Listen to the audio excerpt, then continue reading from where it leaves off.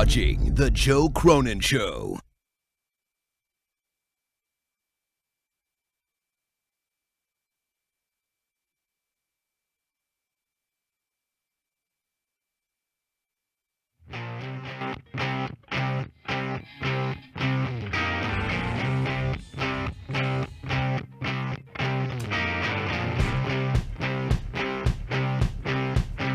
WrestleMania is over.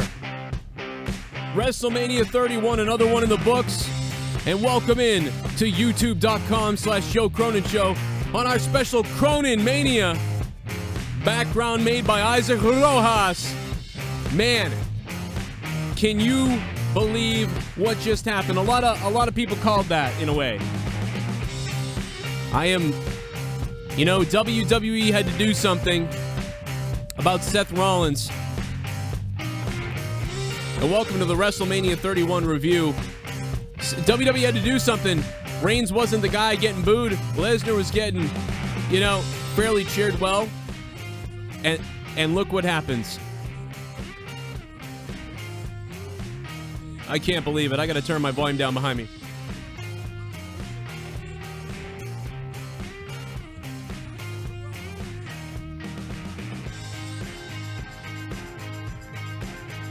Guys, welcome to the Joe Cronin Show on YouTube. Thanks for being here. Thanks for being part of the show. Thanks for being subscribed. Thanks for following me throughout the day. We are going to get to all your phone calls, to all the wrestling news tonight. I can't believe it, man. Oh, and there was blood. There was blood. My God, there was blood. That they did that too. I'll tell you what, the entire night was so-so, but that main event was fun to watch. I was really worried. I thought maybe Reigns was actually going to end up doing what I said earlier and spearing both of them and then winning, and that would have scared the hell out of me. Oh, man. I'm kind of pumped up about that ending. I can't say that it saves WrestleMania, really, though, because WrestleMania was kind of blah, in my opinion.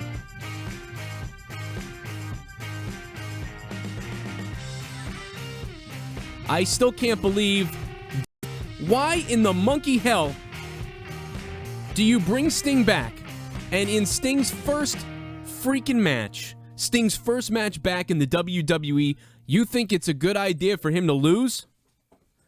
I mean, I understand what they did. I get it. I enjoyed that DX came back. I enjoyed that the NWO faced off against DX. I understand how awesome that is. And guys, give me about 5 minutes and I'll get to your phone calls right here live on youtube.com/Joe Cronin Show. I will tell you, listen, I was surprised as hell to find out, that Sting was going to lose. I had no clue. By the way, I absolutely loved Sting and Triple H's match. I loved the NWO coming out. I loved D-Generation X coming out. Shawn Michaels, I had a feeling he was going to show up and super kick someone. And I loved that. And the only thing I didn't love about the match was, and I mean, we'll get to Triple H's freaking Terminator entrance in a second, by the way. But the only thing I didn't like was the result, was why would you have Sting lose in that match?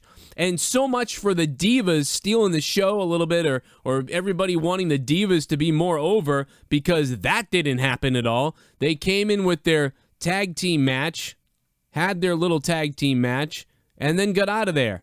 So it was not any different, really, than any of the other Divas matches. In fact, there was still a couple little botches in it. So the Divas still didn't really get their moment, and I didn't feel satisfied. Bray Wyatt, The Undertaker. We'll get into that too. I tell you what, I'll get into some more of this, but let's take some calls right off the bat. I know we want to talk. I know you want to talk. I know everybody wants to get their voice on the show right now, and we're going to talk about WrestleMania. We're going to talk about everything that is wrestling.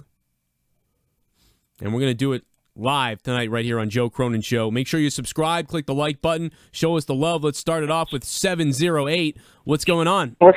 What's up? What do you think about the handshake of the Triple H and Sting match?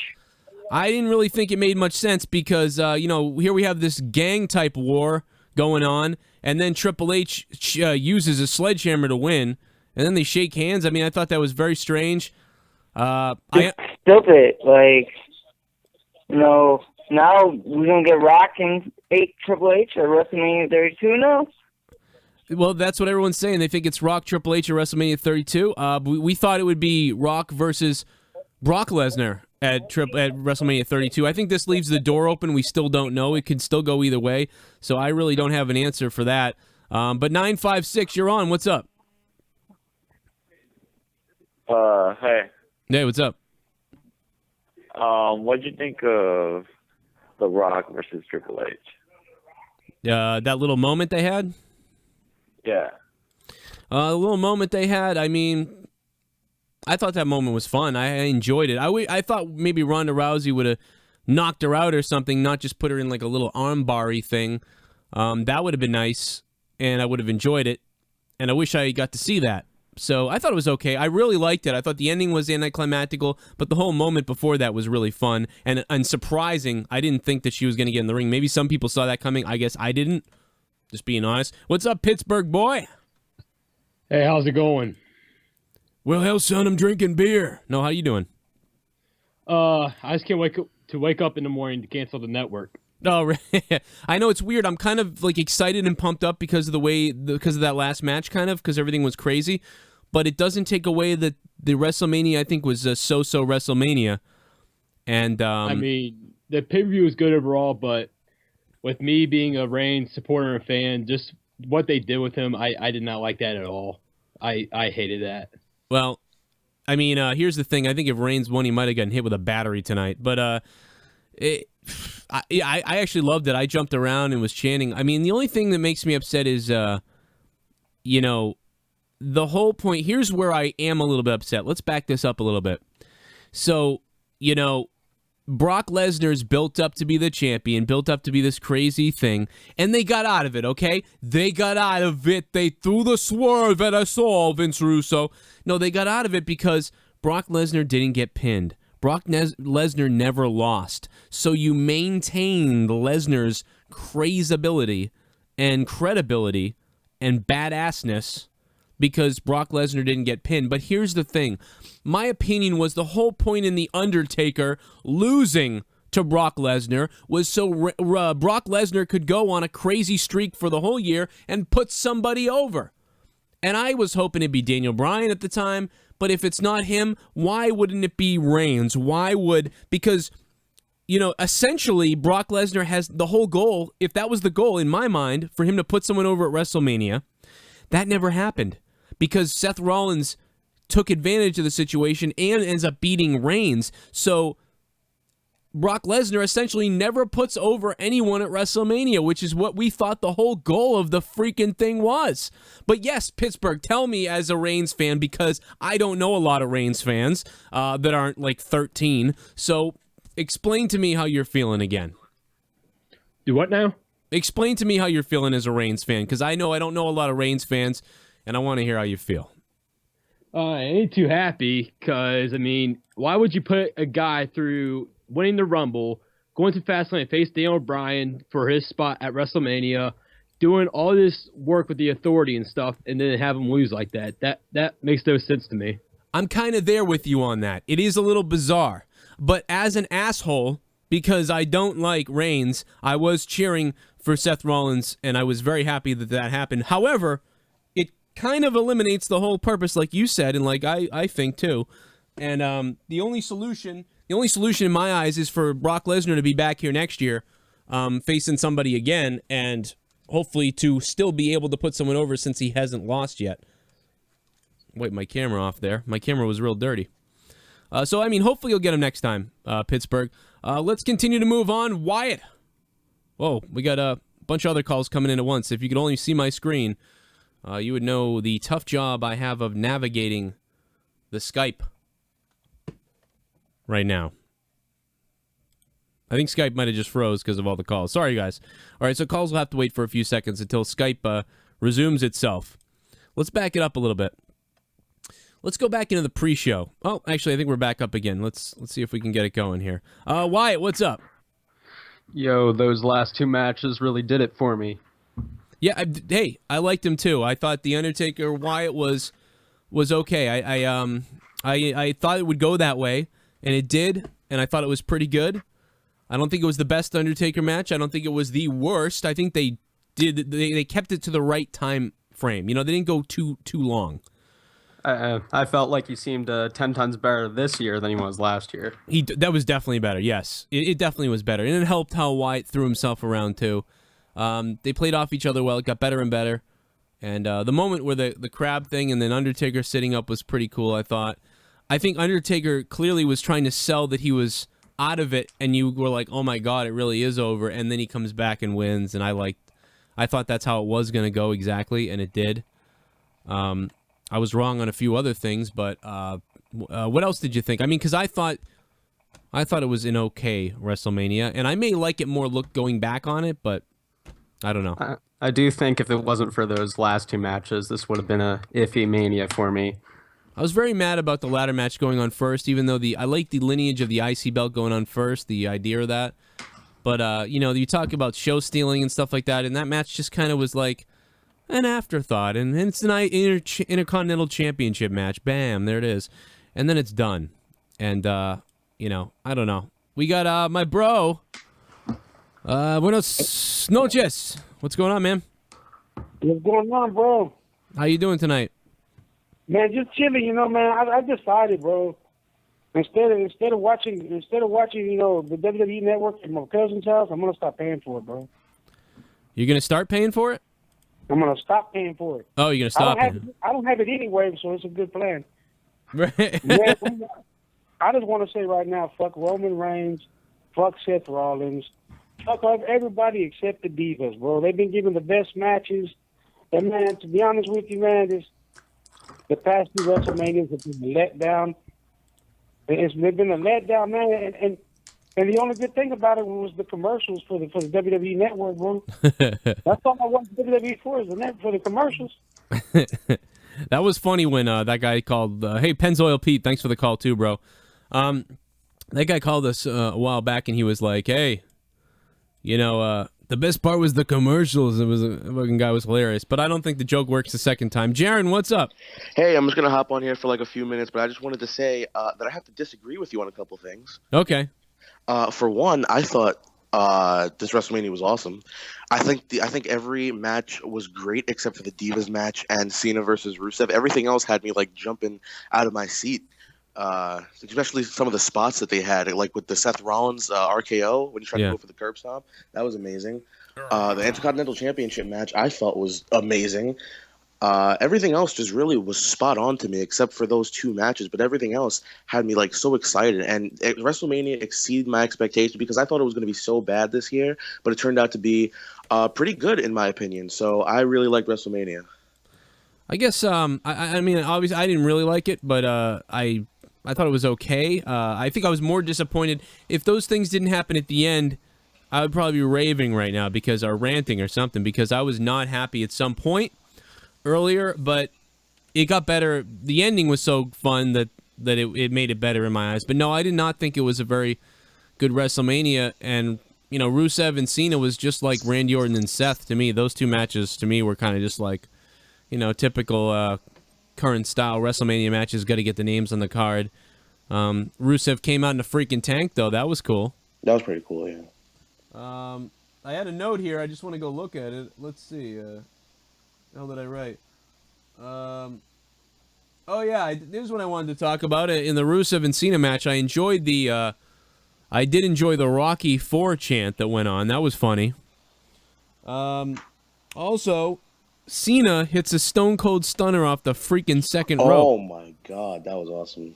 What the hell was that? I mean, that was the funniest thing of that whole match. I mean, like, out of nowhere, Cena goes, I'm jump. You know what's weird is that move, he did something like that in 2K15 the other day when I was playing it. And I was like, you'll never see that. And then, like, it happened. I mean, you can go watch the video. I uploaded it, I think.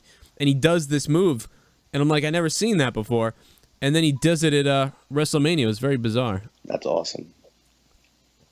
What else? What would you give, then, WrestleMania on a scale of 1 to 10? I'm going to give WrestleMania a 7.8. Oh, I thought it might be higher based on what you were saying, but that's pretty good. It wasn't the greatest. I'll agree that it wasn't the greatest, but it exceeded my expectations. I was going to give it a 5 before it even started because of what I thought it was going to be, but it didn't live up to the hype that it didn't get. So, if that made any sense, so Yeah. I thought it was pretty good. Yeah, it went in. It really didn't seem to have any hype going in. It was just like, this is WrestleMania. Here you go. Watch it because it's WrestleMania. And there was no real. I mean, there was a little build up, but the build up just never seemed right. The build up to WrestleMania this year just didn't seem right. 707, what's up? Yeah, you're a greasy fucking faggot.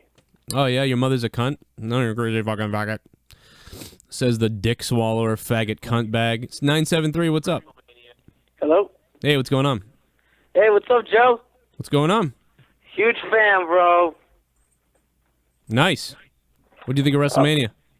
Man, it was crazy, man. That Money in the Bank caught me off guard. Yeah, man, it did. I mean, I thought Seth was going to try to cash it in tonight. I just didn't think it was going to go that way. Yeah, man. WrestleMania, man, it exceeded my expectations. Well, it didn't exceed mine, but I'm glad it exceeded yours. Graham? Oh, sorry, bro. Call in again. I'll get you back on. Oh, there was no Sheamus. We'll see him tomorrow night on Raw, I bet. Graham Hall, what's up, bro? What's up, Joe?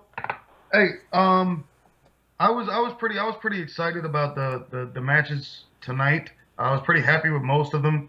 I actually agree with Jaren on this one. I didn't like the Rusev Cena match. I didn't like the Divas match too much. No, I didn't either. My biggest complaint about the night was that the Intercontinental Belt match didn't go too much longer. Yeah, it was weird. Yeah, and it kind of seemed like those ladders were kind of weak tonight. I mean, yeah, Barrett was able to kick off what do they call it? the steps to the ladder easily. That bedazzled Stardust ladder. Bro, I lost it when he did that. I don't know why I cracked up laughing like insanely. I thought it was so funny.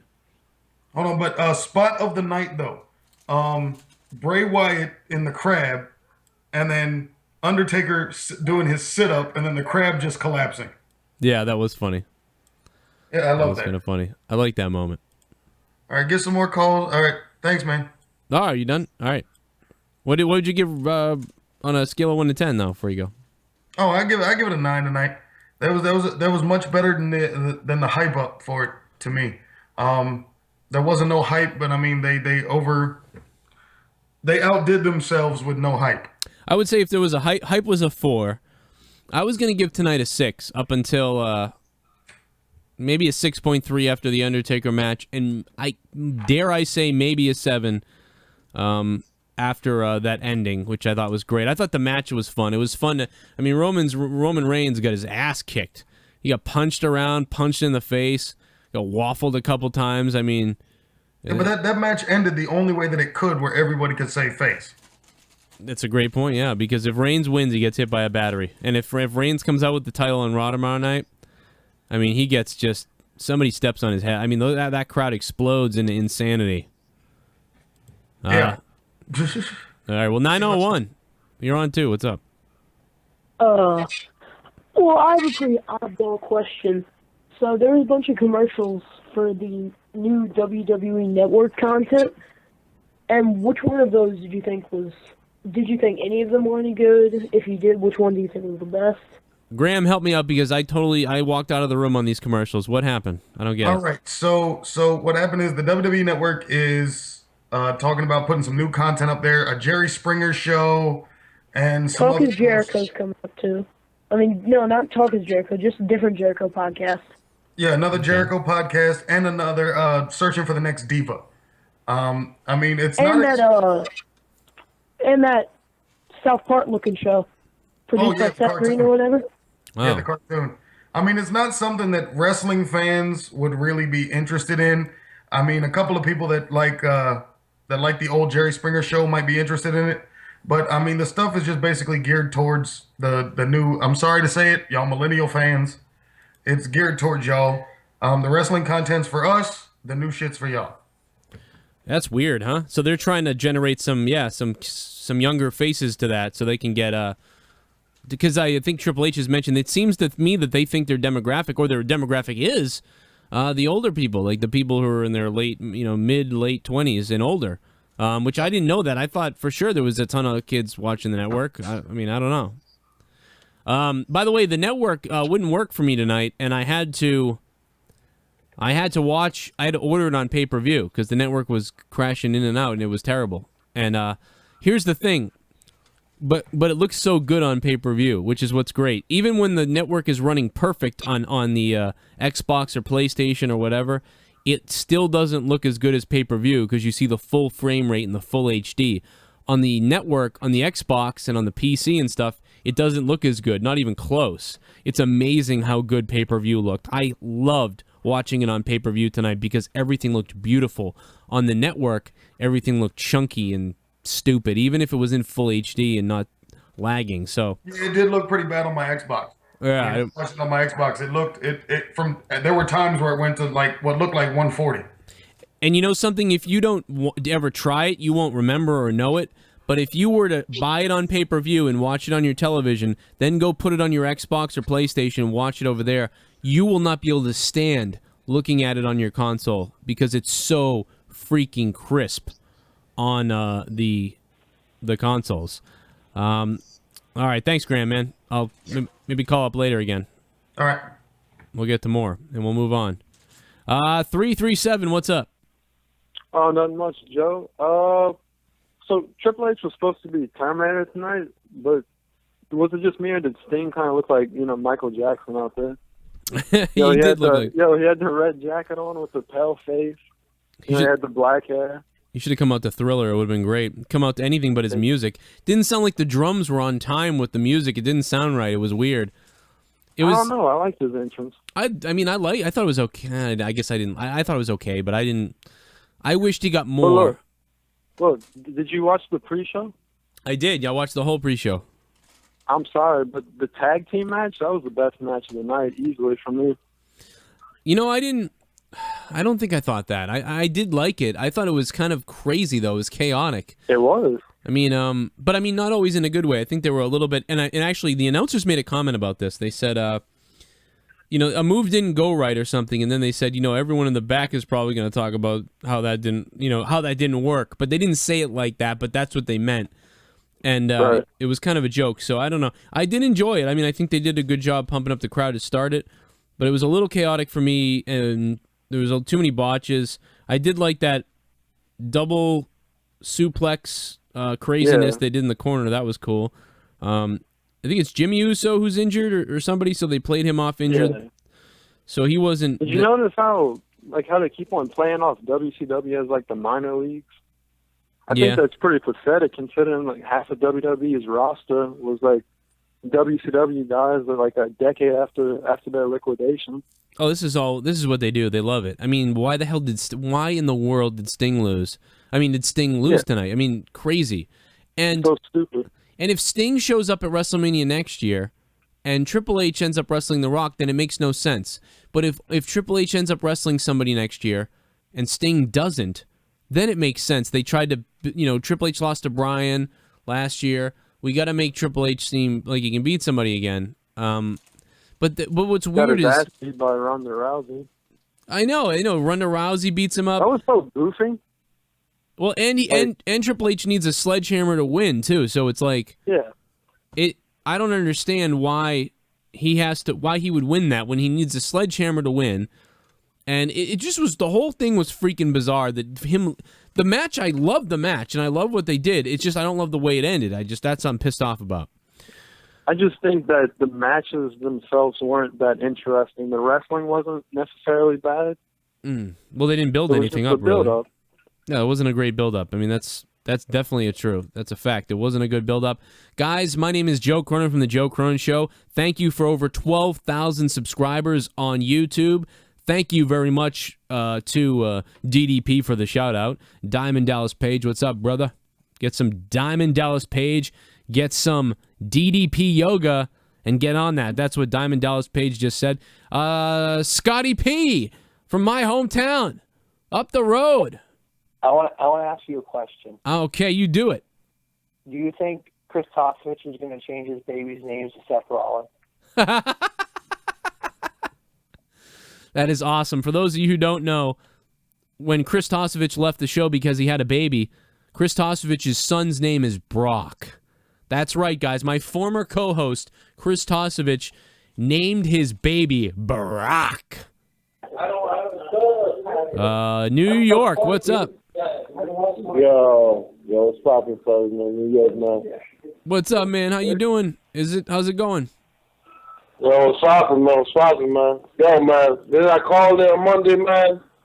I called him, man. Why was you gonna cash it in, man? You did. If it was the second or third match, man.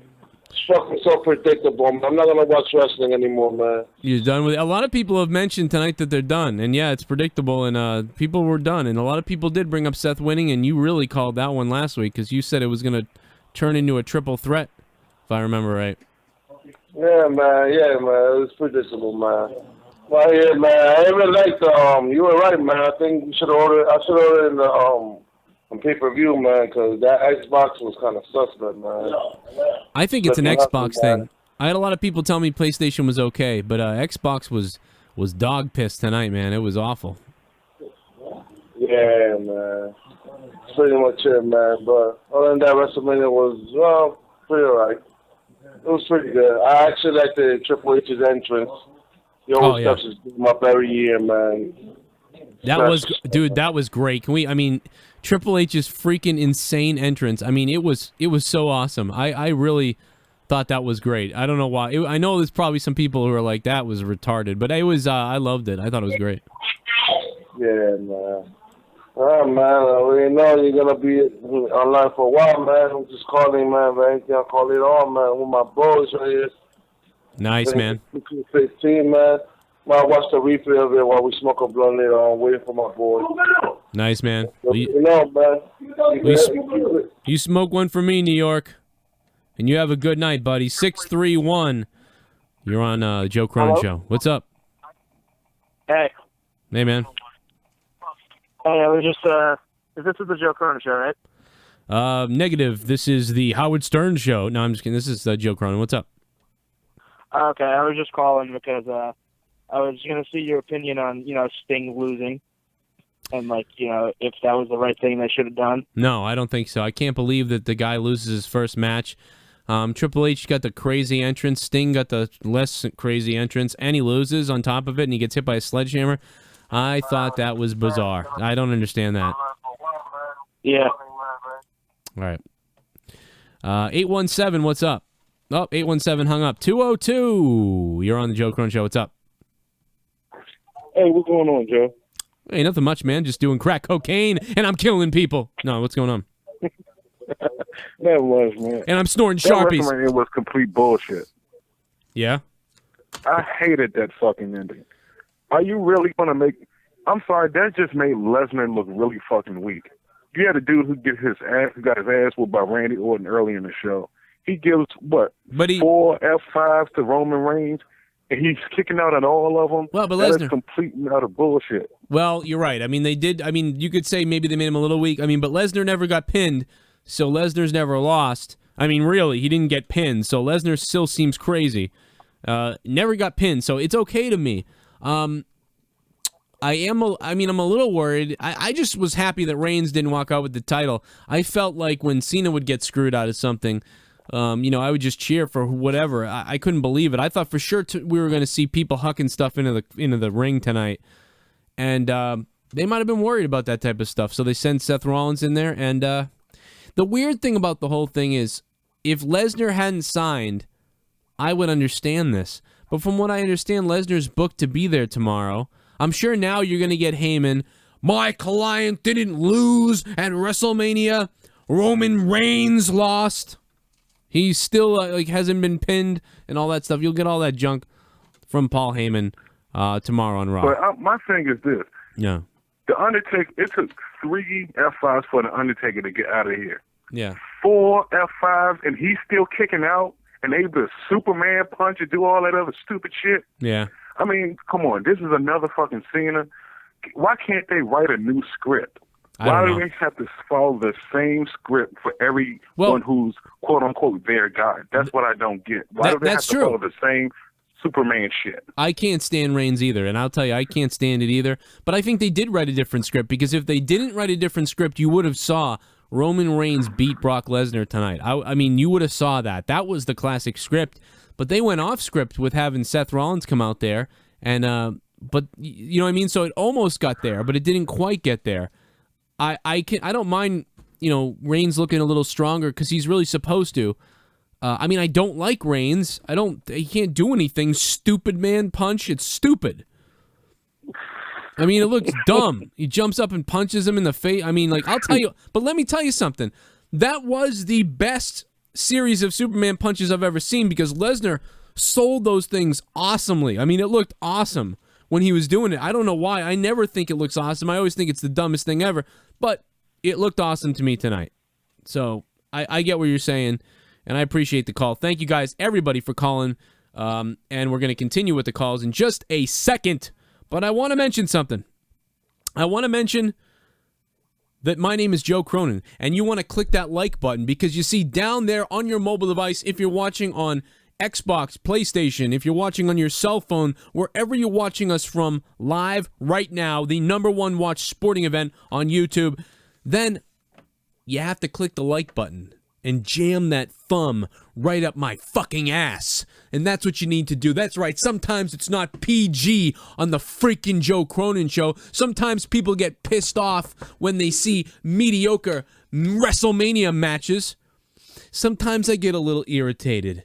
And tonight I'm a little irritated because the ladder match was a goof. The ladder match should have stole the show like we thought it would. They should have been allowed to steal the show like we know they could, and they should have been allowed to shine. They should have been allowed to put that title up on a pedestal. But no, you know what they wanted to do? Here you go, Brian. Here you go, Cena. They wanted the Intercontinental title on Brian. They wanted the Intercontinental title on the United States Championship on Cena, which I love Brian. Great. And I think Cena should have won. I think they did the right thing in many ways there. Rusev had his run. Rusev's great, but they did the right thing, I think, as far as that goes. It's the matches that I didn't get. I was hoping for more, I guess. And before you knew it, it was getting to the end of the night. And it was getting dark out. And it was very interesting because I was like sitting there actually having freaking anxiety, thinking that, oh my God, I hope it gets dark enough for the Undertaker's entrance. How about the botched Undertaker entrance? When the camera's panning, everything looks good, he comes out of the smoke, and then Dingleberry director guy on the stage, and then the camera goes, oh, and pans up into the heavens trying to avoid this guy who looks like he just got caught with his pants down in the bathroom. It was hilarious. And it kind of ruined the entrance a little bit, but whatever. Jones, what's up? Hey, all right. So I have a couple points I wanted to touch on. Yeah. All right. So the pre-show, the Andre the Giant Memorial Battle Royal. I thought it was nice. We finally got the Miz turning on the Mizdow turning on Miz. I thought that was awesome. Shout out to JD from New York, who earlier called that like the whole thing. I mean, like, I kind of was thinking about it, but he really blew it out of the water this morning and throughout the last few weeks. JD from New York, 206. Go subscribe to him on YouTube right now and tell him Joe Cronin sent you. He's got 2 middle fingers for you, and those fingers might just be in your daddy if you make the wrong move. JD from New York. I don't know, sorry, I just went crazy there. I just wanted to help him out. But no, you're right. It's that was great. They got to have that moment that JD called earlier, but they still put over, the Big Show in the end. And Big Show kind of made Sandow look pretty good. Yeah, and this Big Show's match, Big Show's being compared to Andre the Giant for years now, and it kind of makes sense. But as far as the Wyatt and Undertaker match goes, all right, from the start, you have Wyatt come out, and the Scarecrow's following him. I thought it was awesome. Right. Oh yeah, that was cool. I mean, the Scarecrow people, that was a little weird. I thought it was cool, but it was I don't know. It was a little something about it was a little weird.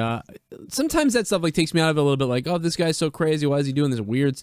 But I did like it. I wish it was darker. I think it was darker. That would have looked even better.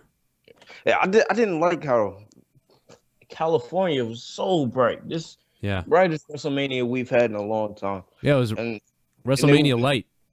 Yeah. All right. And during the match, Yeah. all right, this needs to be Undertaker's last match. If you go back and you look Next at his year. eyes during the match, he looks just like an old person wrestling. It was it was the oldest he ever looked, and it's the oldest he's ever been, so that's probably why. But he'll be at WrestleMania next year, I believe. It will be his last year. It will be his last year next year. He's gonna get another concussion. I'm telling you. You're really concerned. No, I mean, I think he might get the Hall of Fame next year because of Texas and whatever. But he's definitely going to get a match or something next year because of Texas, and I think it will be his last match. And you may see him put his career on the line to make it obvious. Because and how great did Lana look tonight? Oh man, even Leah commented on that. I think Leah wants to have sex with her. Yeah. Would you kiss her? Why are you thinking about this? What the hell? Let's get some. And get a girl over here. Are you drinking? Dean Ambrose is dead. You drinking it? Oh, okay. Jesus Christ. I'm getting pretty serious here. I'll go out and get a girl right now. Dean Ambrose is dead. Dean Ambrose is dead. Great point.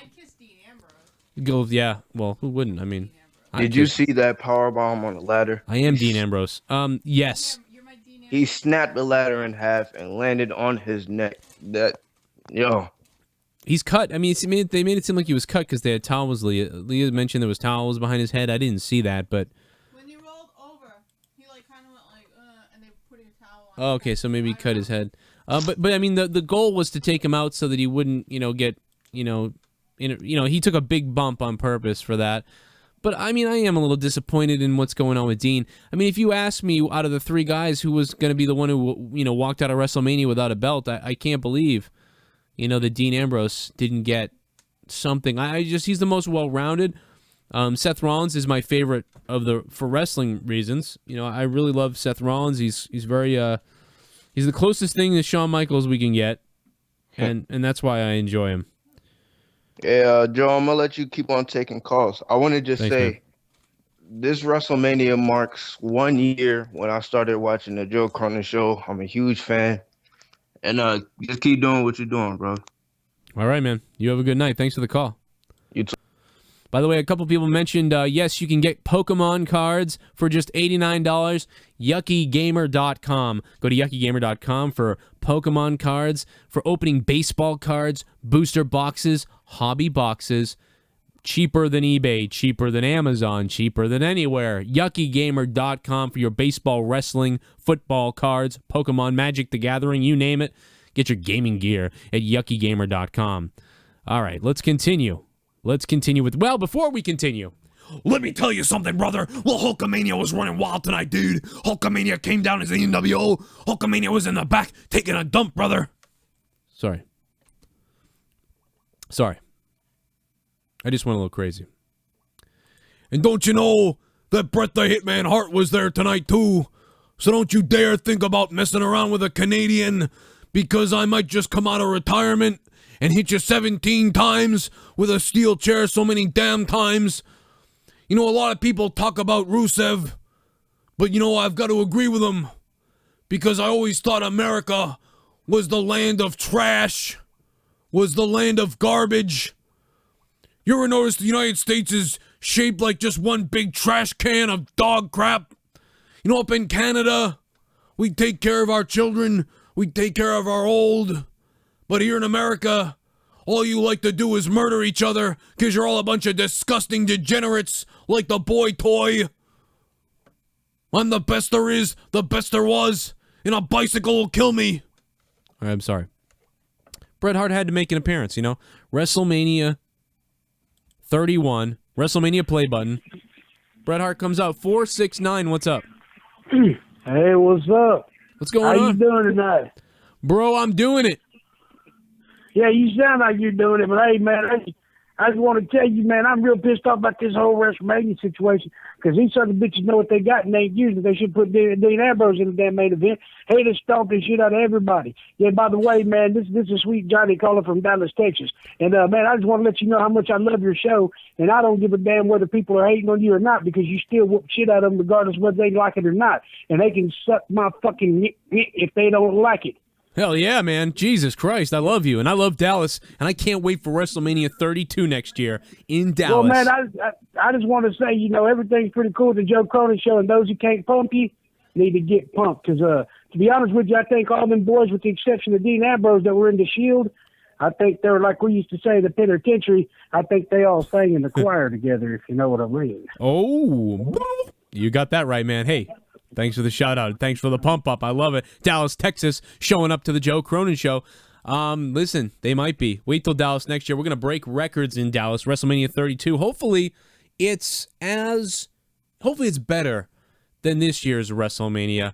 And Brandon Conley, I tried to put you on, man. Right now, everybody, I want you to click that like button because we have 208 likes right now in the chat, guys. I don't think that under an hour into a show, I've ever had 300 likes before. So if we can get to 300 likes, I'm going to do something a little insane. I'm going to do something a little crazy. I'm going to do something that you might not like. So go ahead and get ready. Earlier tonight, I got to take a quick second here to grab a drink. My mouth's running dry. I want to talk about the Divas for just a second. I want to talk about the Divas, but before I do that, take a look at this clip I filmed before tonight. Before WrestleMania went on the air, I was in rare form, and I was having a blast. Maybe a little too much fun. I was having as much fun as Larry Zbyszko at the Hall of Fame last night as he went through the magical bushes to butt-fuck Bruno Sammartino. Here you go. Enjoy. In front of all you guys, and I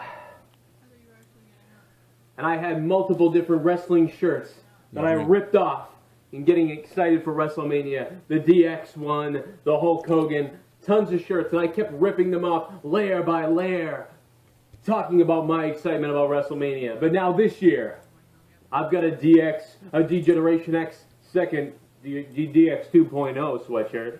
And of course, I'm also going to be putting on something that I am the king of, which is YouTube. Of course, YouTube sends me this banner because I've done so good on the wrestling talk, on entertaining the YouTube crowd. That's why YouTube sent me this, because I am a super YouTuber. I am the Superman of YouTube. There's no question about it. And now, ladies and gentlemen, it's time to put on my super YouTube cape. And in all my glory, fly away, fly to WrestleMania.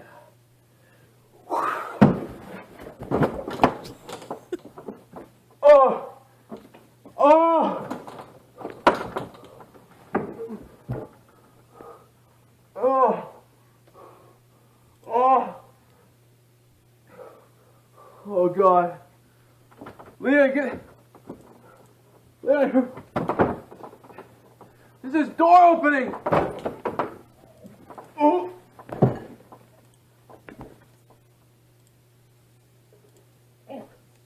I knocked myself out, I guess. I mean, I don't know what... I had problems. What can you say? Everybody has their own problems. I had some problems there. The laptop just turned off behind me. I don't know where the charger is.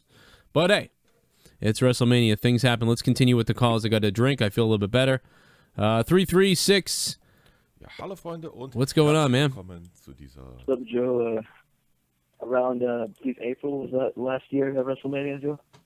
Or last year at WrestleMania? It was early April, yeah. Yeah, last year WrestleMania. That's when I first started watching it. Nice, man. Welcome into happy birthday to us. And I heard you were earlier talking about the Undertaker botched entrance. I know that was so fucking funny. Oh, God, I lost it. I was like, it was all looking so, I was so anticipating everything. The entrance was looking really cool. And then all of a sudden, like, Like it was terrible. I hope that I'm assuming they may edit that out. You've seen stuff like that at WrestleManias before, like little things, but that was maybe I want to say that was maybe one of the worst botches. I mean, what the fuck was that guy doing walking across the middle of the stage? Like he had this look on his face like I'm fired. Like he's fired. That's all there is to it. You're fucking fired, bro. 954, what's up? What's up? I give WrestleMania 7, 6.57 range. That's what I'm at with it. I'm agreeing with you. I was at a 6 until the end. The only reason is because of the end. Yeah. Of the WrestleMania, because Seth Rollins cashing the Money in the Bank. I'm like, where's Seth Rollins? Because I know at this point, if Lesnar's getting his ass kicked and Reigns is getting his ass kicked, he's going to come out there and cash it in either at the end or at the end of the match, like going to where he cashed it in at. And I'm like, at first I'm like, is that even possible to cash in during the match? Yeah, I was... Yes, yeah. I wasn't thinking about it either. Other people did, though. Yeah. Undertaker, he looked great. He did. His body-wise. He looked like back to 2004 Undertaker. Yeah, he definitely still looks like older than he ever has, but at the same time, he looked a lot better this year than he did last year, for sure. He looked sick last year almost at some point, and the bald head is probably what does it. It helped that he had hair back this year. That was for certain. A lot better. The NWO DX, I'm like, what the hell? That's what I was talking about, because on Monday Night Raw last week, and when I was on here, I said, where's this going to build up if Sting loses? And I'm picturing now Sting versus Taker next year and Rock versus Triple H. Yeah, that's a great point. And I guess I'm surprised that it's not Brock Lesnar and The Rock, but it seems like they did kind of sort of set up Triple H and The Rock, and maybe that's why Sting lost to Triple H, maybe? I don't know. It's controversial. I don't know if that's why they did that. I'm a little confused about the whole thing a little bit, and I'm sure it will all make sense next year at WrestleMania. And I'm sorry I just cut you off. I didn't mean to do that. But Brandon Colby, what's up? What's up, man? Hey, it's my first time calling. Usually I just listen. I don't like to call in, but That's I right. just wanted to touch on two points real quick. Nice Pavel Datsuk jersey, by the way. Hey, thanks. Appreciate that. Anyways, the Sting versus Triple H match. Do you think it would have ended differently if it would have been just 1v1 instead of having the packs come out and do their thing? Yeah, I think Triple H beating Sting cleanly would have been I think that would have been even more enraging in a way. But I wouldn't have minded their handshake no matter what happened, I guess. But then the fact that the two gangs come out and then they end up shaking, it was just really weird. I just thought that part was a little strange, but I didn't mind it. I didn't have a problem. I think Leah had a problem. Like, some people were like, I can't believe he's shaking hands now. That makes no sense. And it kind of didn't, but I don't know. I thought the whole thing was great. I was shocked. I can't believe freaking Scott Hall took a reverse back body drop bump. I was really surprised at that. Yeah, I said to my wife, he's going to be up in bed for the next 4 days recouping from that bump for sure. So, and then my second point, and then I'll just hop off here. In terms of the show, I would say it's probably a 7.5 or maybe an 8. But I'm really intrigued for Raw tomorrow. So I think they really sold Raw very well of like what's going to happen tomorrow. Yeah, I think it'll be exciting tomorrow. I'll have a lot of fun tomorrow. I think they sold it okay. That was supposed to sell Mania, but I'm probably not as high as you. I think I maybe give it a 7, and that maybe like generously because of the end. I thought it was kind of cool the way they ended it. I do want to go back and watch it again because Roman took some pops from Lesnar, and Lesnar gave some pops. It was a lot of fun to watch.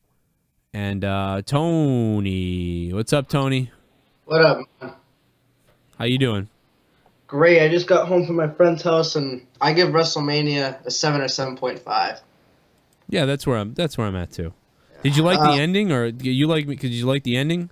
Oh hell yeah! I thought it was good. I thought it was great. Yeah. I'm glad they didn't waste the Money in the Bank briefcase. I'm glad I didn't go to Money in the Bank for to fucking get wasted. But it was a pretty good, decent WrestleMania. At least it was better than I expected. Divas match. I cared for everything except for the Divas, obviously. I can't even believe. I thought they really sold me on. being it better maybe. Right, exactly. Yeah. Nope. They fucking wasted it. Of course they did. And they definitely wasted it. I thought that they were definitely going to have a bigger Divas match. I thought they were going to really actually, they were worried about the women and they were going to do so. I can't believe for a second. I mean, I sort of didn't think that, but I kind of for a second believed it for a half a second, and I really, now I know I shouldn't have. I should not have believed it. It was dumb to believe that. Like a moron, I did. And I shouldn't have. And I want to say thank you guys. We are the #1 watched sporting event on YouTube tonight. Watched all around the world with over 5 million views total and 12,000 subscribers. Thanks for doing that. If you like the show tonight, I hope you guys do. Please slap that subscribe button, and we'll get to some more stuff. What else, Tony? What else did you think? Did you not like anything else? I mean, was there anything else that was left undone? What do you feel like? Well, to be honest with you, I thought everything else was decent. Undertaker, Bray Wyatt was pretty good. Roman Reigns and Brock Lesnar was neat, I guess. Starting off with, Roman Reigns just smiling at Brock the whole fucking time. But, I don't care for Roman at all. I can give less of a fuck. But I did not expect the ending. I think that was the shocker of the night. And so I called Seth Rollins being Randy Orton. Apparently, I was way fucking off. Yeah, I mean, I was off on a few things, too. And there were a few little swerves they threw at us tonight. All through swerves that Vince Russo knows they swerve. And my dick, my balls, don't make me take it out. Sorry. Dean Ambrose spot was good in the ladder match, I thought. Yeah, that was a great spot. I was just upset that that's how it ended for him. Like, yeah. Dean Ambrose goes through the ladder in a great spot, but then he's done. He's out of the match. And the whole fucking thing started with him, so yeah. He should have got a better spot. Yeah, I didn't enjoy how they treated Dean Ambrose in WrestleMania this year. I'm not very happy with what's happened with Dean. That is something to be disturbed by.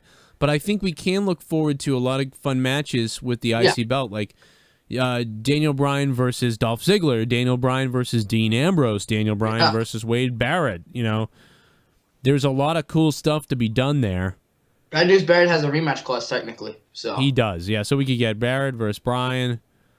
And I'll be more excited for some of the other guys, to be honest. Although I do like Barrett though, but one more thing. This is my anniversary. I've been watching since SummerSlam 2013, but since last year I've been calling in, so it's a good anniversary for me. Keep doing what you're doing on the show, man. Can't wait to stick along for the rest of the show. It is a little different to do it without Dave. Oh yeah, it's very interesting. I mean, if Dave was listening, I'd even invite him. I almost kind of miss him now a little bit. I wanted to stay as long as I could because I felt bad. So well, Dave is he's great and his channel's doing really well. I just didn't know what the hell was going on with everybody, but I'll always take his call. And he's my friend. He's definitely my friend. He's for sure. Tommy's my friend. Dave is my friend, and I love those guys. And eventually, I'll be able to talk to everybody.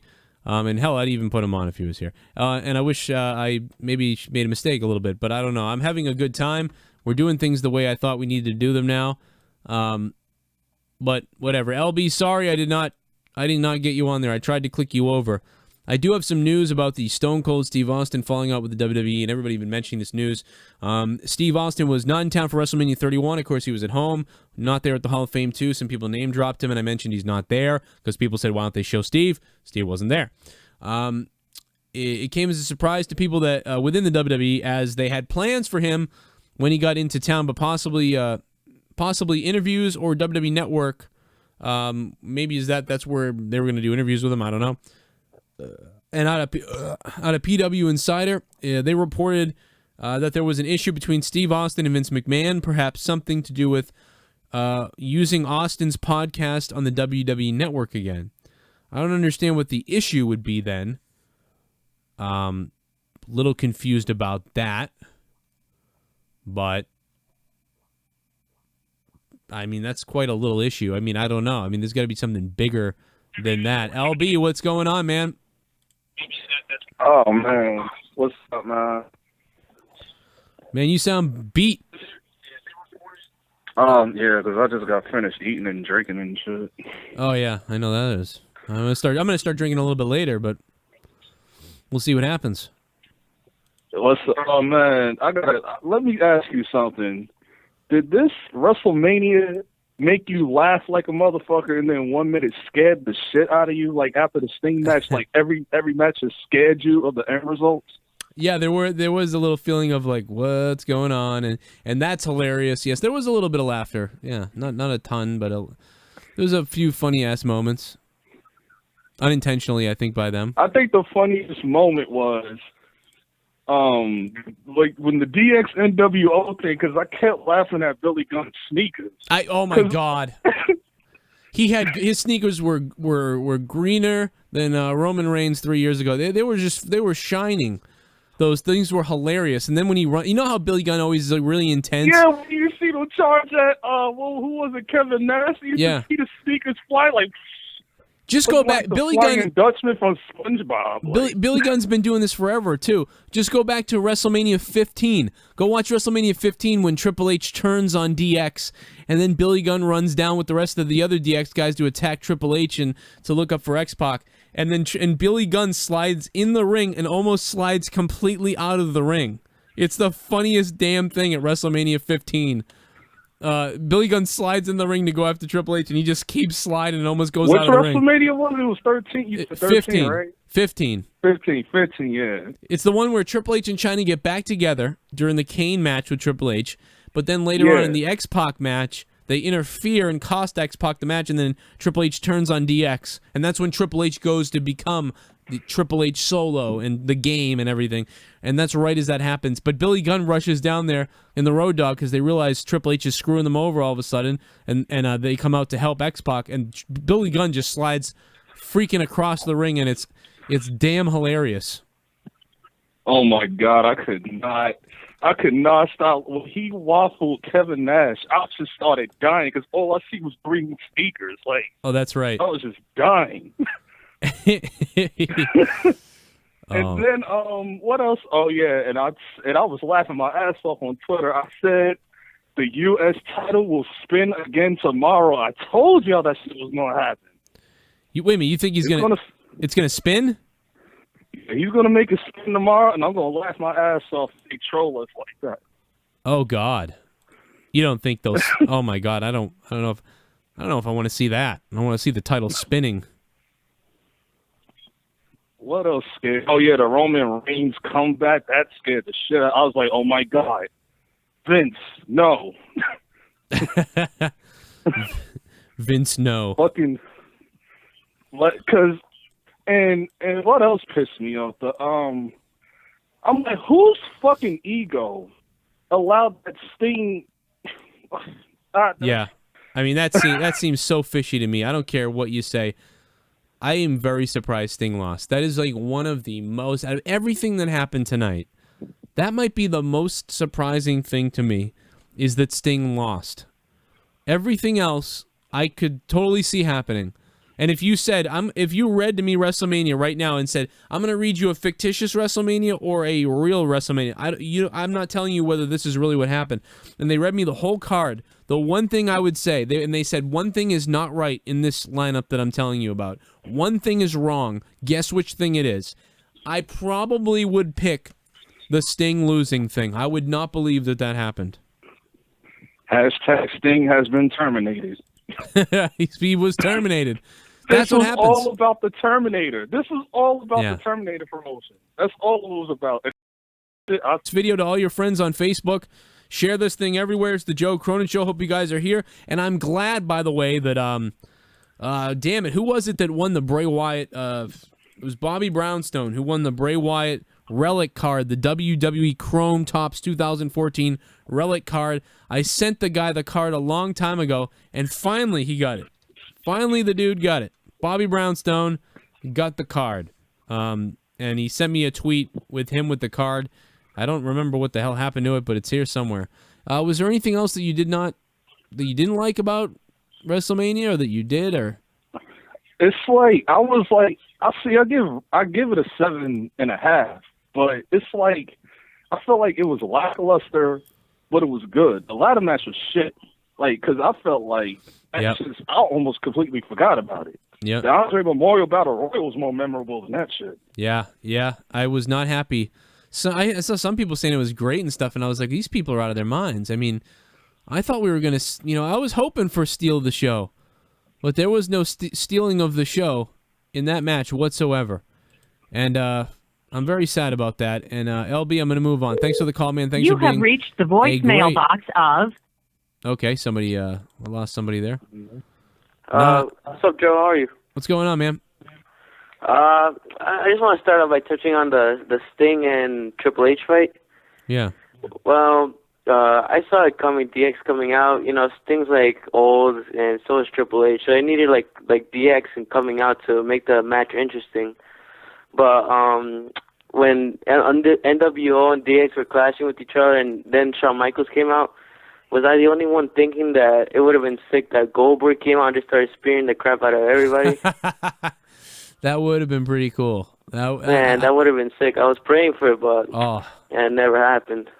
But Goldberg, that would have been awesome. I gotta say, you're right on with that. That would have been really funny. It would have been funny, put it that way. But no, they wouldn't do that because Triple H hates Goldberg, and their egos are so huge. I was watching the old Tough Enough, the original one, the 2001 Tough Enough, and I remember that I saw that part that I forgot about when the dude has the Goldberg picture up, and then Triple H just goes, your favorite wrestler is a guy who sucks at wrestling and never can't even. It's just really funny. He just rips into Goldberg. Yeah, it's a shame, man. Nah, man, I would love that. I just want to touch up also on the main event, Roman Reigns and Brock Lesnar. Yeah. Man, that match was sick. I was like, man, are they actually going to bury Roman Reigns? I was like, oh my gosh. It was actually turning into an enjoyable. It really was kind of an enjoyable match. I want to go back and watch it again, and it's almost too bad that something did happen, but it was pretty good. It was just, I mean, it was a lot of brutality stuff, not as much wrestling, more of like a UFC type of fight. So yeah, that's what they do with Brock Lesnar now. But yeah, but when Roman Reigns started like making a little comeback with his punches, I'm like, oh my gosh, this is just like Hulk Hogan and Shawn Michaels SummerSlam all over again. Yeah, I thought that you might see that. I thought you might see like Reigns do something you've never seen before, like him get up and do some kind of hulking up type of thing. I thought you may see that, to be honest. And yeah. You kind of. And what was up with Roman Reigns laughing every time he got a punch? He like reminded me of Mayweather there. Yeah, like Mankind. But no, that was great. I like that part. I don't know. I liked him a little bit more tonight because of what they did. But I still didn't. I'm glad he didn't win because he would have got hit by a battery. 601, what's up? Hey, what's up?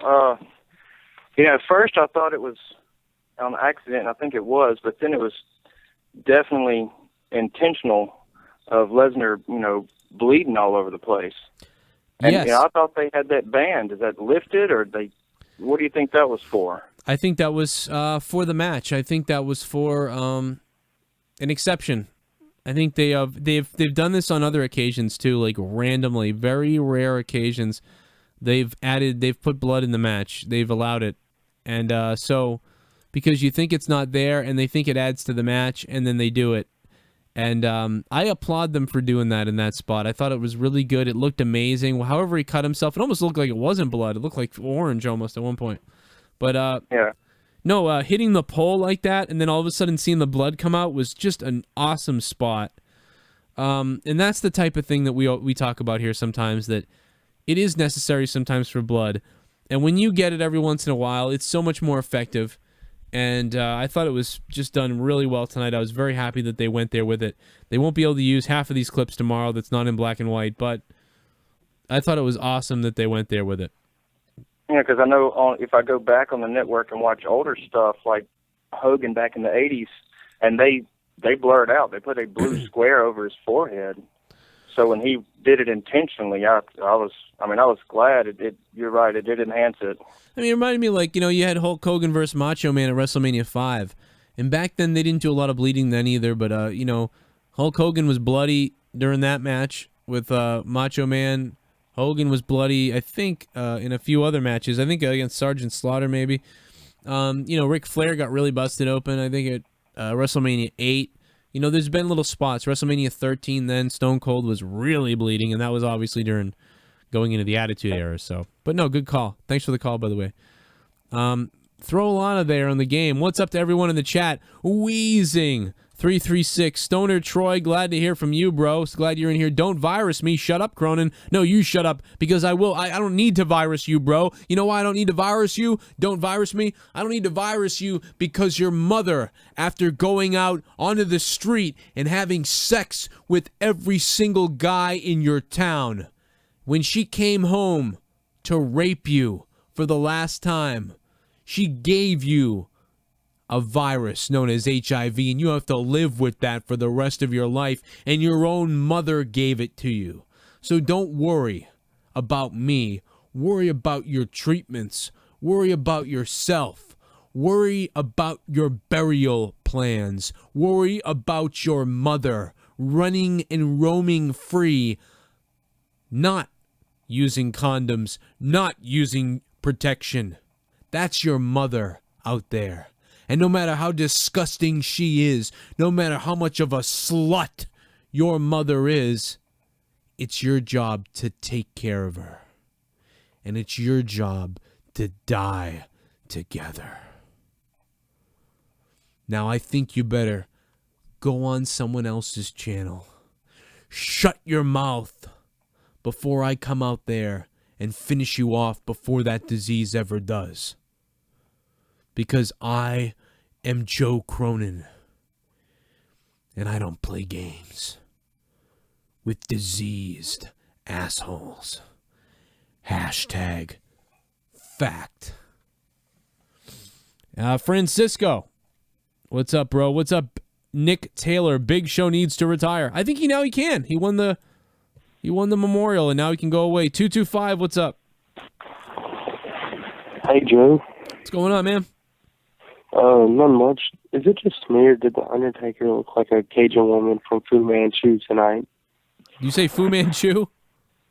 Yeah, like Cajun woman. Oh, yeah, he did. Cajun, yeah, I get that. He did look like that a little bit, yeah. I mean, he kind of looked like the old Undertaker when he came back that time against Kane. He kind of had that look going on, which I kind of like that. I thought it was cool that he went a little more toned down as opposed to last year. Had that crazy-ass jacket. 520, what's up? Hey, Joe Cronin, how's the East Coast treating you? Not good, because I shoveled about 300 million feet of snow this winter. Still nice. At least I'm dealing with the 90-degree weather. What, are you in California? Arizona, close enough. Oh, yeah. They need some. They could take our snow out here because they have a drought. I wouldn't mind having it, but yeah. Well, it's melting now, so it's getting better. That's good. Hey, I got your notes for you tonight, so. Oh, you got the you have copious amounts of notes tonight? I guess so. Yep. I missed part of the show because since I was on California time, I get home, I'm like, why is this on? It's only 2:00 in the afternoon and all. Nice. By the way, everyone, we're over 300 likes on YouTube, so that's awesome. Over 300 likes within the first hour, so that's awesome. Anyway, yeah, what do you have for notes? I'll rattle them all off with you. I don't care. Yeah, I heard you had that many. It's awesome. So I missed half the show, but I was watching I got to the part with the Divas. That was kind of you could say a blotched match because it was like no one really got into it. I'm watching this, I'm like, when did they put this match together and all? Which one? And then the Divas. Oh, the Divas match. Yeah, I wanted it to be for the Divas title at WrestleMania. That's what bummed me out about the thing. And then I thought, well, if they actually have a really amazing match or something, then I would understand the title not being defended, and I'll be happy. But instead, we kind of got crap-o-mania with that. I'm convinced that AJ Lee just sucks now. I've had enough of her. We all thought she would do better. I think if she was in NXT, she would do better. Anybody in NXT would do better because NXT is so awesome to watch, and the wrestling on WWE is, as far as women go, is just abysmal. It was terrible. There was botches. It was stupid. I hated it. And, Brie Bella wasn't even in the match. I mean, she can't wrestle that well anyway, so good thing. But just, I thought it was embarrassing again for them. When I was watching, I was sitting there like, is AJ just here for a payout or something? Because it's like she didn't really get involved in the match at first and all. And then it was like they just did a little scrimmage out there in the outside of the ring, and I was like, okay, so this is all it's going to be? Yeah, it wasn't. I thought something might happen. I thought they might try something. Stupid me. I mean, thank God it wasn't bra and panties or 7 women against each other. When you think about the people that got screwed, think about the Divas, because those 4 women got to wrestle, but think about all the other women that didn't make it on the show tonight. You know what I mean? It's unbelievable. Like almost the entire Divas division, wasn't on the show. They were, you know, Why don't they make a women's battle royal or something for them? Let them get on the card doing that or something. I don't know why they don't do something. They have a 2-hour pre-show, and most of it sucked. So why not just put 3 matches on the pre-show and get everyone on that way? I mean, the women could have had you're right. They could have had a woman for Queen of the Ring or some stupid thing. I don't know. There you go. Yeah. Have them have a trophy with Queen of the Ring or something. Yeah, that works. Or put Fabulous Moolah on a trophy. How about that? There you go. Yeah, give her something, because she was like always in the wrestling. Give her a trophy of her. The Mae Young. Call it the Fabulous Malu match or something. Or Mae Young. Just have Mae Young, you know? Oh, yeah, that works too. How about either one? Yeah, have either one of those. And if somebody dies, we'll give them the Chris Benoit belt too. How about that? Oh, there you go. What else do you got? And then after I was watching the John Cena and Rusev. I liked Rusev's intro. Hell, they should have it would have made it more interesting. Get the actual Russian shoulders. I would say that would have looked cool, and have Putin just come out and say, "Hi guys, I'm here," or something like that. That would have been made it interesting. Just have Putin versus Bush, or Putin versus There you go. Obama. Have them both walk out. Bush be in John Cena's corner and Putin be in Rusev's corner. That's awesome. What's up, Jonathan I like Martinez? that he rolled down that tank though. Yeah, that's right. That's right. What was the deal with John Cena's intro? What was he didn't really do anything. I'm like, what is this? I'm like watching this. I'm like, did they go to a commercial or something? Wait. Yeah, no, well, that's what Leah said. She's like, well, he got a big intro. I thought Cena would get a big intro. And no, I just think that they were like, the intro was that promo. They play this big promo that was supposed to get you pumped up, and then Cena comes out, and it's crazy. That's what they did, and that's what they went with. It's still so funny how the crowd's saying John Cena sucks through his song, though. Yeah, there was like, John Cena sucks. They do this whole thing, and it's like intro. All for nothing, because then he comes out and gets just crapped on. Yeah, and then through the middle of the match, the crowd wasn't even into the match. They started going for, forgot her name now because I'm drinking here. Yeah. They started counting for her. I was like, oh, crap, here they go. Yeah, right? Well, that's what happens to Cena. Good call, by the way. He might have had more notes. I don't know, but I got to move along with everybody here. Yeah, you're listening to The Joe Cronin Show and YuckyGamer.com, but this is The Joe Cronin Show. Leave your message for Joe or continue to call the show until you get on. We have lots of calls, so keep calling, and you'll eventually get put on The Joe Cronin Show. Now visit YuckyGamer.com and leave us a message here as well. You like that? There we go. A lot of people complaining that they were getting Yucky Gamer. Now the voicemail is for both, and you can understand. Anyone see the fan with the thumbs down when Reigns did the Superman punch? So who's the next foreign heel for Cena to squash? Maybe Sheamus. That's what a Goldmine85 says in the chat. Nick Taylor says Ronda Rousey should fight Nikki and Brie Bella. Michael Powell says I can't get in the show to call. Well, you can, man. You'll get on. Don't worry. We'll get on. We'll get off. We'll get nasty. Dick Face Cena 1. Hot Picks. Dick Face Cena 1. We got an unknown phone number calling, and I always enjoy unknown phone numbers because you never know what you're going to get. What's up? Oh, that's what you get when you answer the phone call of an unknown caller. You get, Richard Mencila. What's up, bro? 956. What's up? Hello? Hey, what's up, man? What's up? You know. Am I on or what? Yeah, you're on. I'm just messing with you. It's Joe Cronin. What's up? Oh, what's up, dude? Hey, so I was wondering, I thought the WrestleMania was pretty good. I was wondering specifically why you thought it was so-so or whatever. I could specifically. I mean, I don't know. I've rattled off a few things, but I'll go right into it. All right, let me see here. Why did I think let me pull up the card right now. I'll pull it up right here. I'm gonna rattle right through it. blah blah blah blah blah blah blah blah. Okay, so first of all, the opening tag team match in the pre-show I thought was pretty good, but it was like really sloppy and chaotic. Even the announcers mentioned how it was a little bit sloppy and chaotic. Roman Reigns versus Brock Lesnar was good. I enjoyed it. It was entertaining. It did what it was supposed to do. I had a lot of fun with that. That was my favorite thing of the night because of it. Just was like an insane fight, and then of course, Seth Rollins cashing in the way he did was really cool to watch too. So Brock Lesnar Reigns I enjoyed it. Miz Dow doing what he did with the Miz, expected that. That was kind of cool. Big Show wins. I don't mind that. It was all right. The ladder match for the IC title was kind of disappointing. They stuffed a bunch of guys we loved together, and nobody really shined in the match. Can you remember anything happening in that match? I don't remember what happened. I remember Dean Ambrose took a hell of a spot through a ladder. I remember that Daniel Bryan won, and I remember that Wade Barrett smashed the glitter Stardust ladder and like 3 rungs down, and that was kind of stupid. So, and for those guys to not be able to go better than that, it was just too many people in a match. You know, they showed all these great ladder matches beforehand and how amazing they were and everything, and this was not even close. In my eyes, not even close.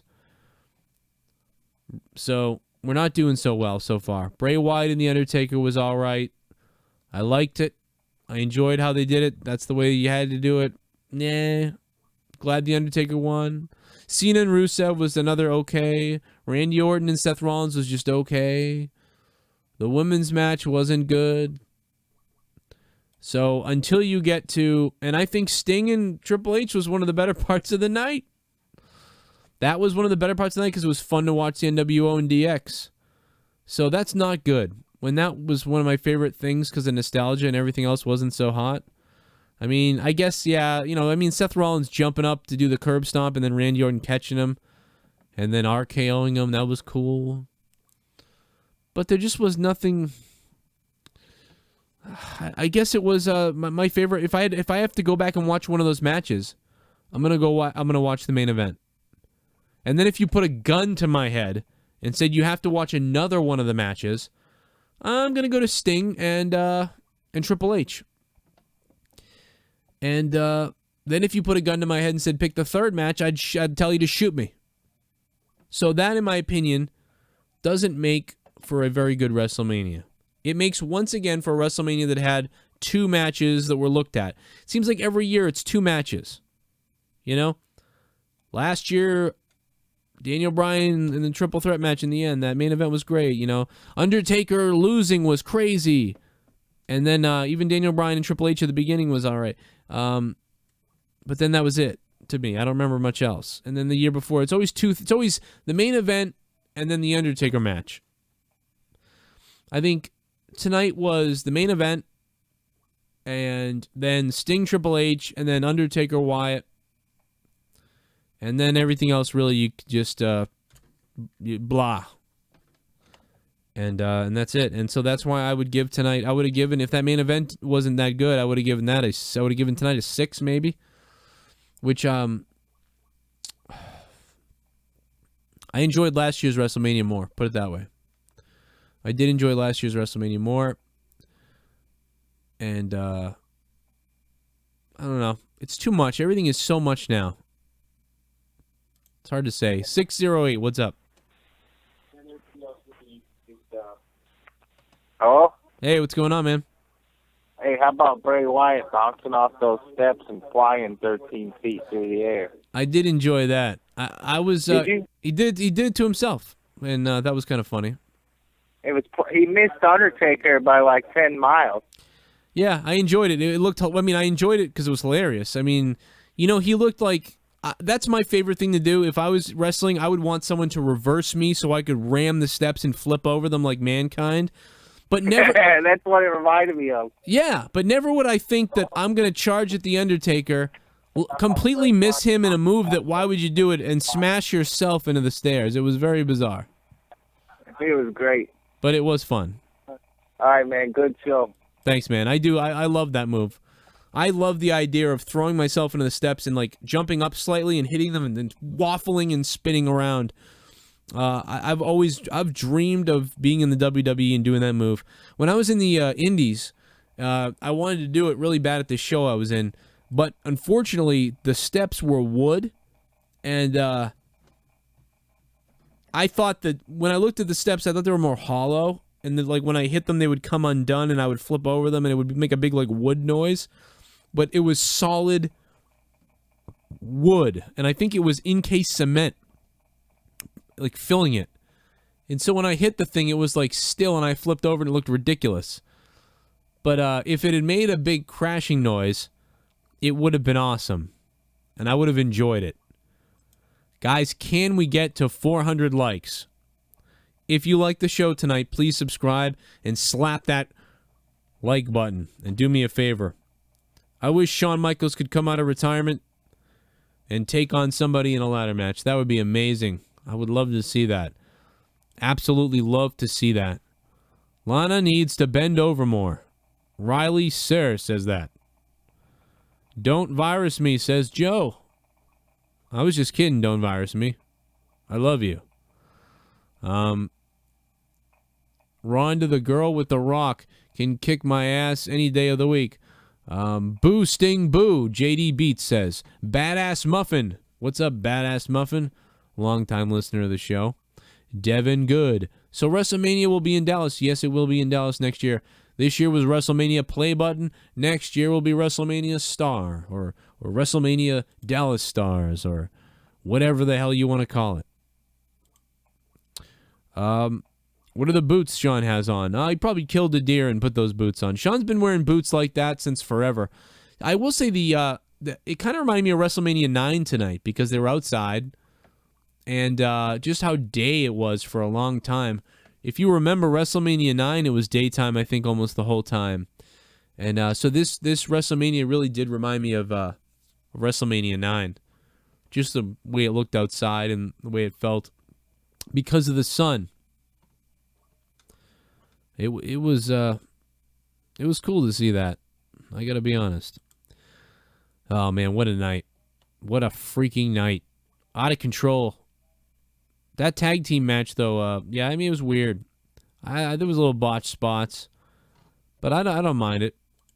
I think Lesnar. Paul Heyman will probably come out and cry and be angry tomorrow night. Paul Heyman might do this thing where he's mad at the Authority. And he knew this was going to happen. And when you look at it, they set this up a long time ago. And Dave mentioned this because he said, oh man, they're really pouring it on now. That Seth Rollins is going to interfere the way they're interacting with the Lesnar camp, the way that they're interfering, the way that they're speaking with Triple H in the Lesnar camp, and everybody. So, I mean, hey, he called it. If he was here, I'd tell him he called it. And he did. Did a good job calling it.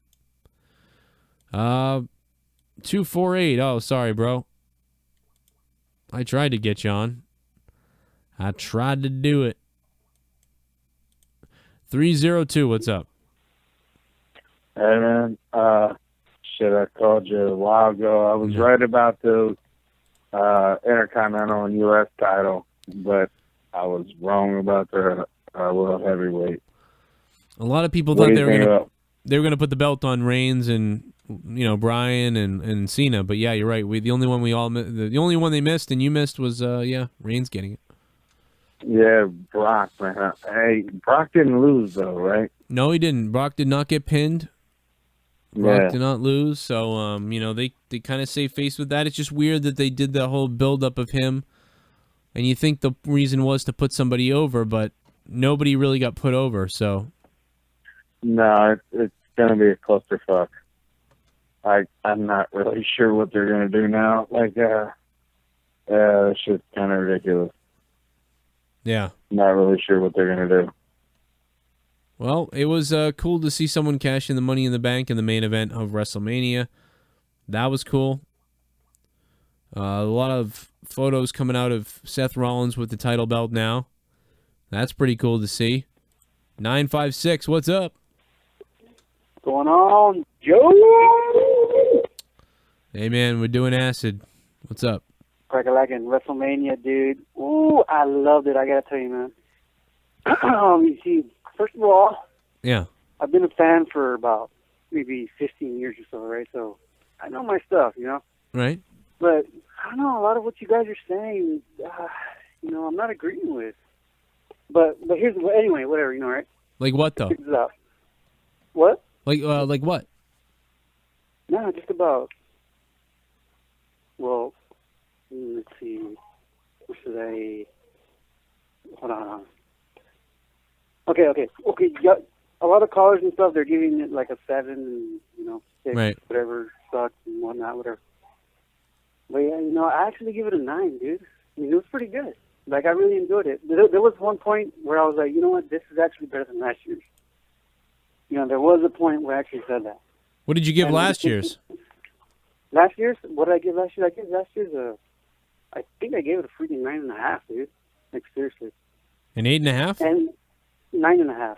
9.5. So you give you think this year's is better? You give this year a 10? No. I don't know. That's the weird thing. I guess I'm still in the like the WrestleMania fever. Like I'm still kind of like up and down. Yeah. But there was a moment where I was like, this actually surpasses last year. And here's the thing. I was also when I was watching Rollins and Orton, right? I was like, yeah, this is very fluid. Like I was really into that match. It was almost beautiful, I thought the card was better. The ending, dude.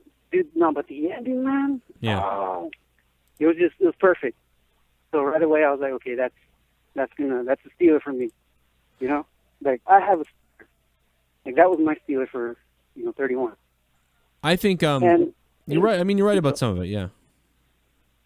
Yeah, and it's I'm gonna say now I compare that the Orton and Rollins. I compare it to WrestleMania 3, dude. Ricky Steamboat, Randy Savage. It's just so fluid, dude. It was just beautiful. I didn't see a botch in it. Maybe I have to watch it again. Maybe there was a botch here or there or something. Yeah, they went out of the ring. What's up? No, I'll watch it. I'm interested to watch the main event again. Yeah. Oh no, I'm not talking about the main event though. I'm talking about the Rollins.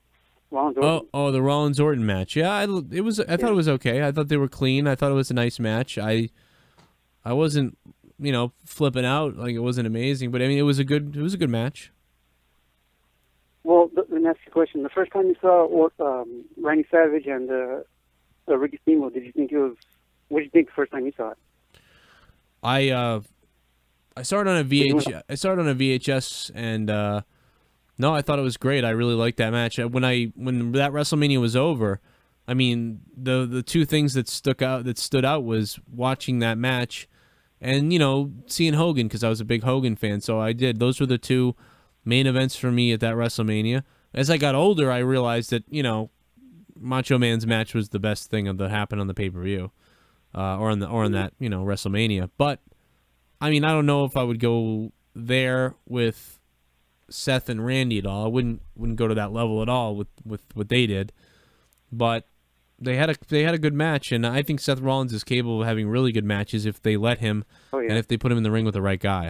I think Randy Orton's matches are usually all kind of similar to each other, except for a few that stuck out really well. But yeah, but that can be said for Savage and the Dragon. All their matches are similar.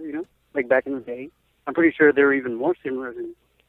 I mean, I can think of a million I can think of a ton of Randy Savage matches, but I can't think of a ton of that were fun to watch. But I can't think of a ton of Orton things that I enjoyed. I can't think of it. I can think of him hurting himself on inanimate objects a bunch. I can think of him, having that match with Mick Foley that was great. But that's because Mick Foley was in it with all this hardcore stuff. Yeah. Well, I guess the reason why I like it is just because it was just so like. It was a good card. It was a good card. It was a better. Here, I'll give you that. It was a better card this year than last year. Yeah, no doubt. There was and I think that the culmination of Daniel Bryan winning was really awesome. The shock of the Undertaker losing was crazy. So shit was flying off the handle last year. I think it was more toned down this year. It just kind of whatever. They didn't tell a bunch of build up and story, although they did, but they didn't. But the matches, the cards just seem good. When you look at the card on paper, you're like, wow, that looks great. Everybody's on here. It seems like a great card. So I thought it was, that's why I say it's solid. It was fairly solid, but I didn't love it, but it was a 7. I give it a 7. That's what I think it was. And I think that this year, I think last year I was around the same score. I might have been a little higher. Maybe I gave last year a 7.5 or something. I don't know.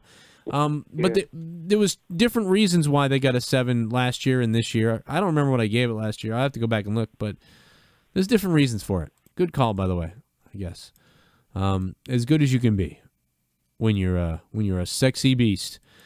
Guys, my name is Joe Cronin, and we've been doing this show for 2 years now, and I want to thank you guys so much for getting us to 12,000 subs and over 5 million views, and for everything that you guys have done and everything that everyone has done.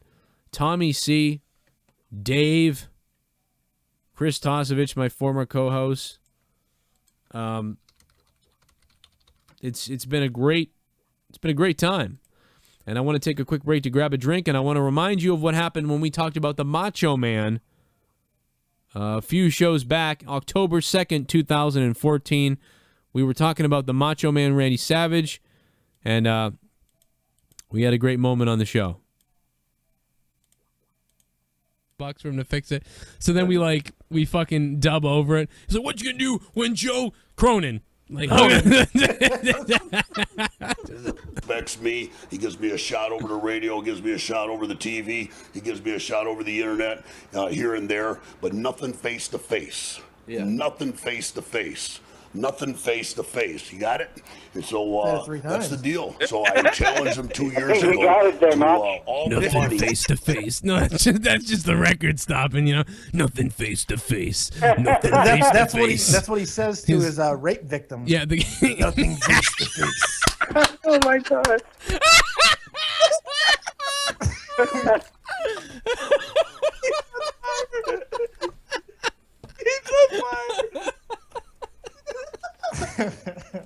Fuck, dude. Too much?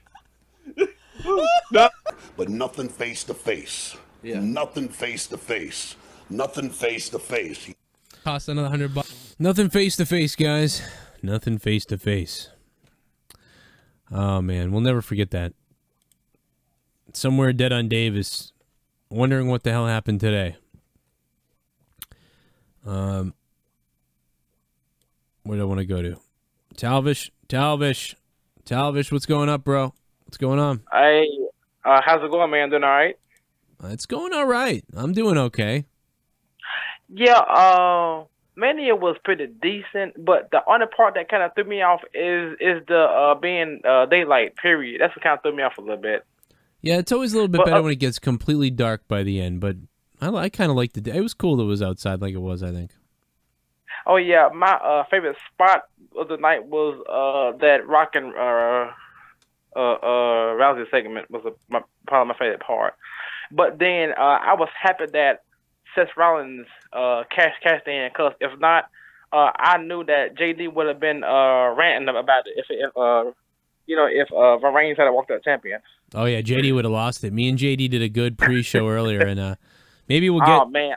JD might be stopping by soon. I don't know. He's probably at a partying right now. Okay, yeah, because I heard y'all podcast earlier. It was awesome. Thanks, man. It was pretty awesome. We out of nowhere, we were like, we got to get on here. JD, we cut an hour before the show, and it was great to talk to JD again. It's been so long since we've done anything, so it was great. Oh yeah, and it's good talking to you again too, Joe. Yeah, good to have you on. I mean, what did you think of WrestleMania overall? Oh, I give it a 7 out of 10 stars.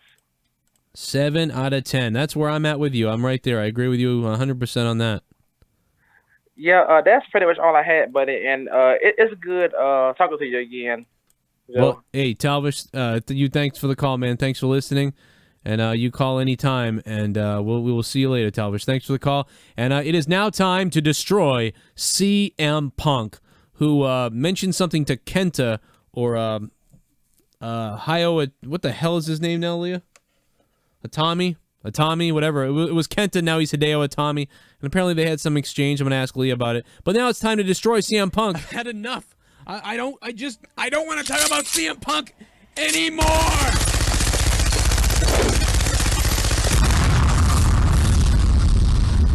There he goes.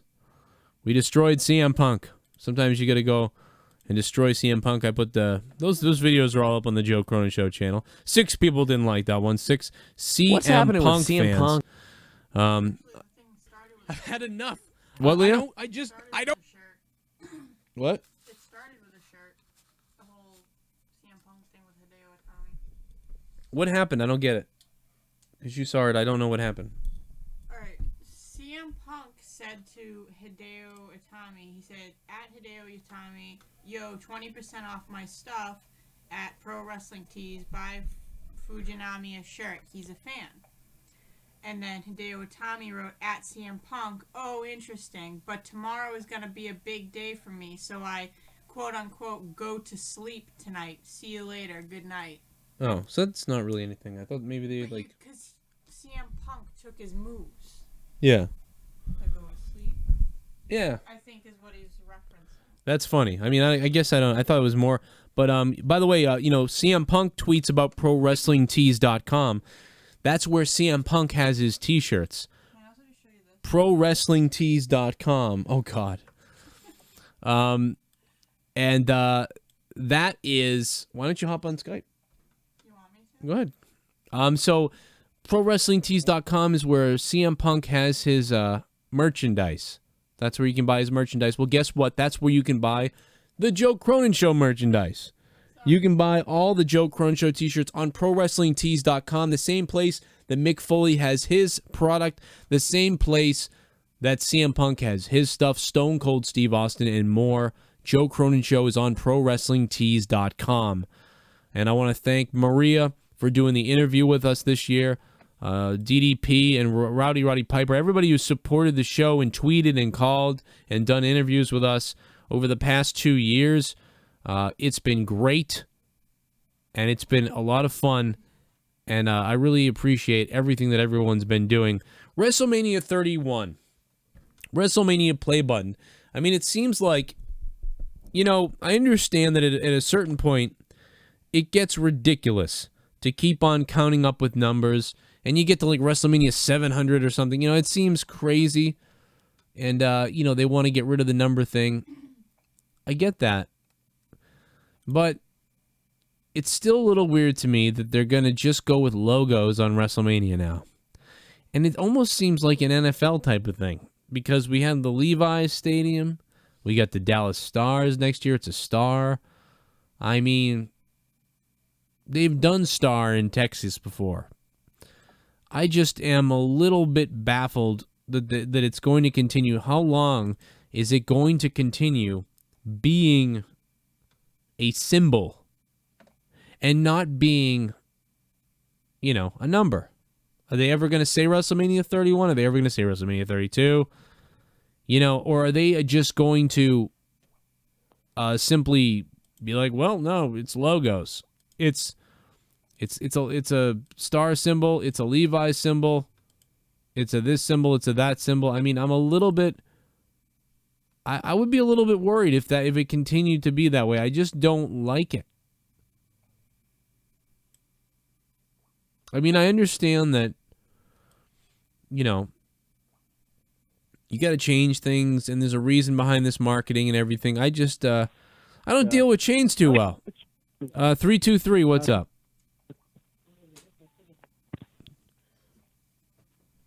No, goodbye. You're on the Joe Cronin Show. You're off the Joe Cronin Show. Now click the like button. 248, what's up? Hello? Hey, what's going on? Is this the Joe Cronin Show? Morpheus? You got the right place, bro. He hangs up. I love it when they hang up. Has anybody seen my dad?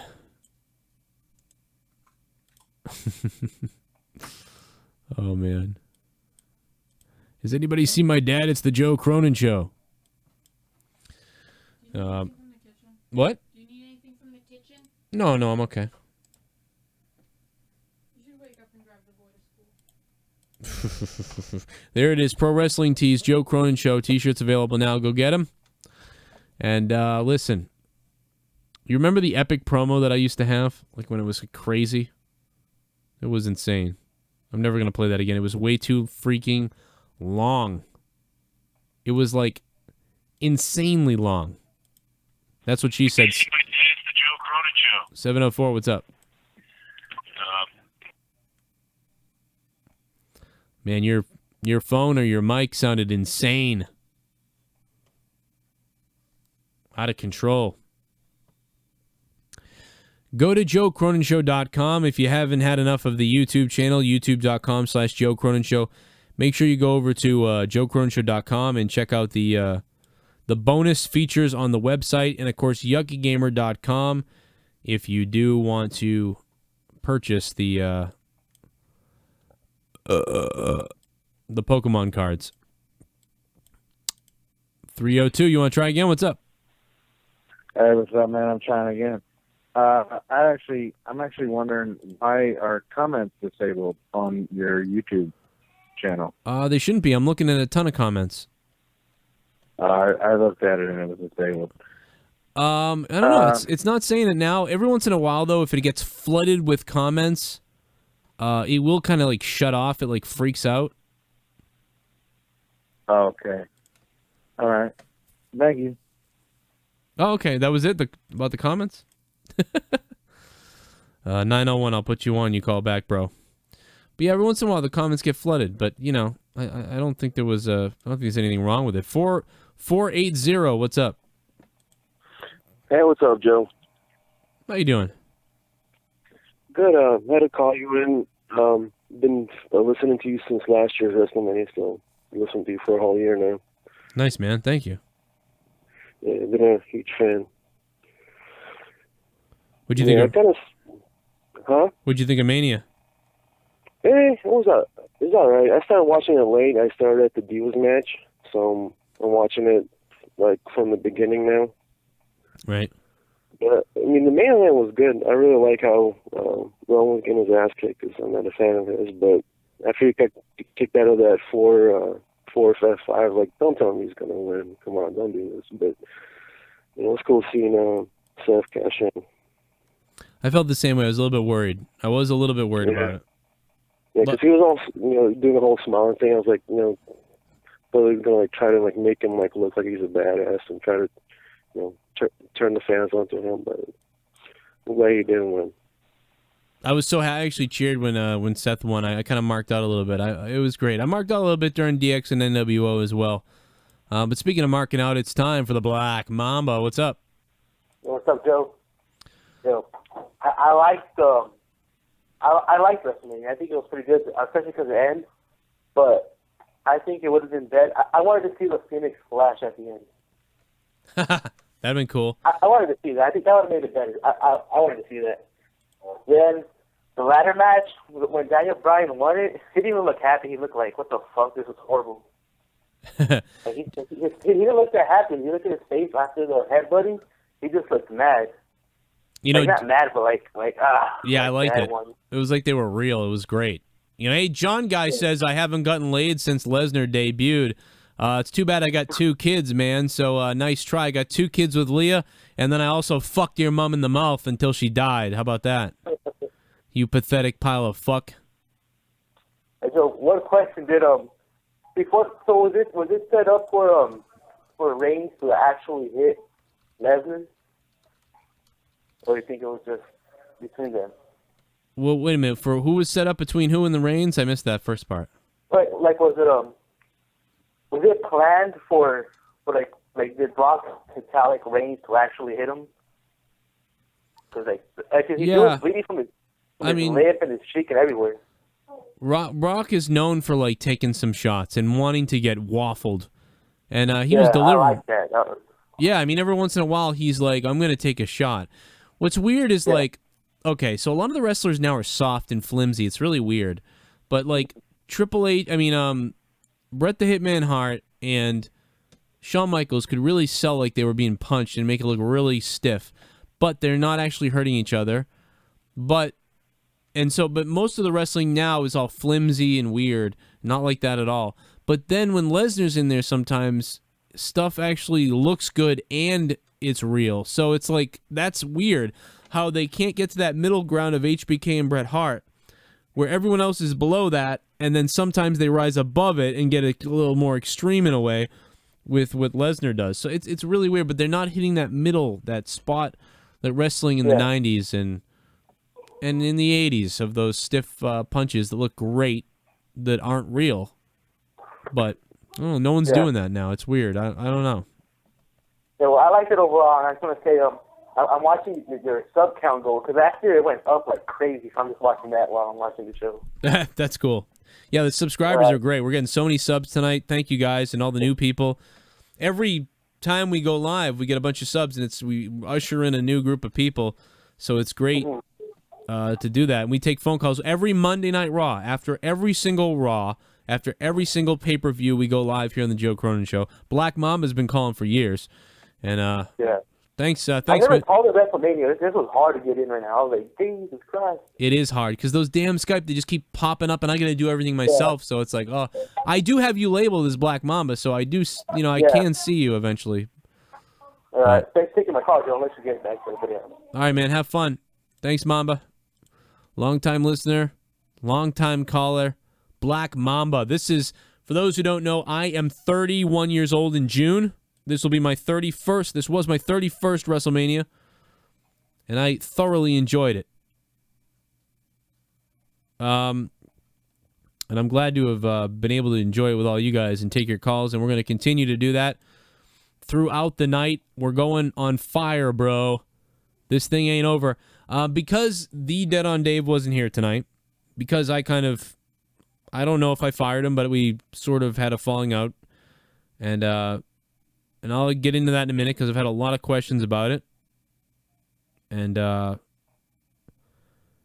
I do want to live, if he was here, I'd really actually probably get him on the show and explain something to him if he was here. If he was listening, The Dead on Dave on YouTube, and my former co-host, I don't know what we're doing.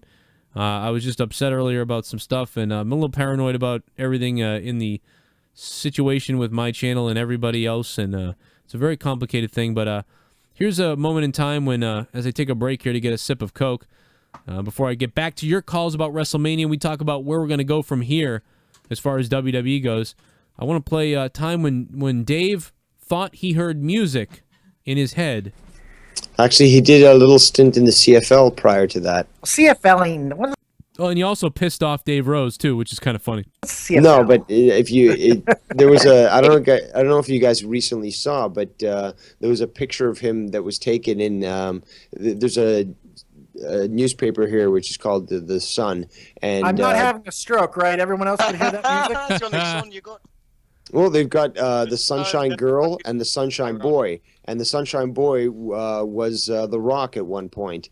He was, featured in a picture. And this picture was basically shown, I think it was on Jimmy Kimmel. I'm having a stroke.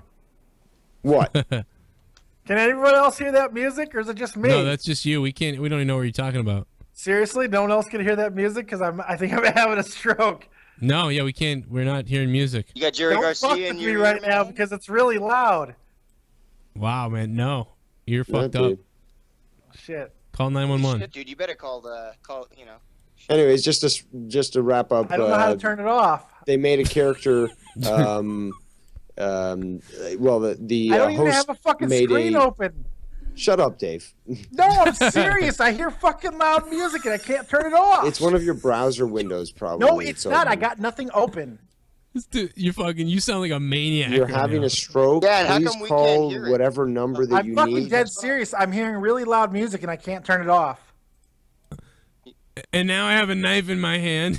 Are you guys? I mean, you should dance. Are you guys fucking with me? We are No, not. Dave. Seriously, There's no music. I'm getting pissed that You guys are fucking with me right now. I'm gonna fucking kill somebody. All you're doing is interrupting Dave's story. I'm really sorry. This is fucking insanity.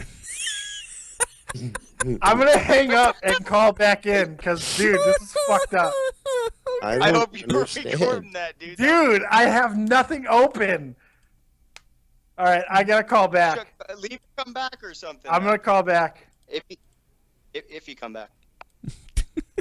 God.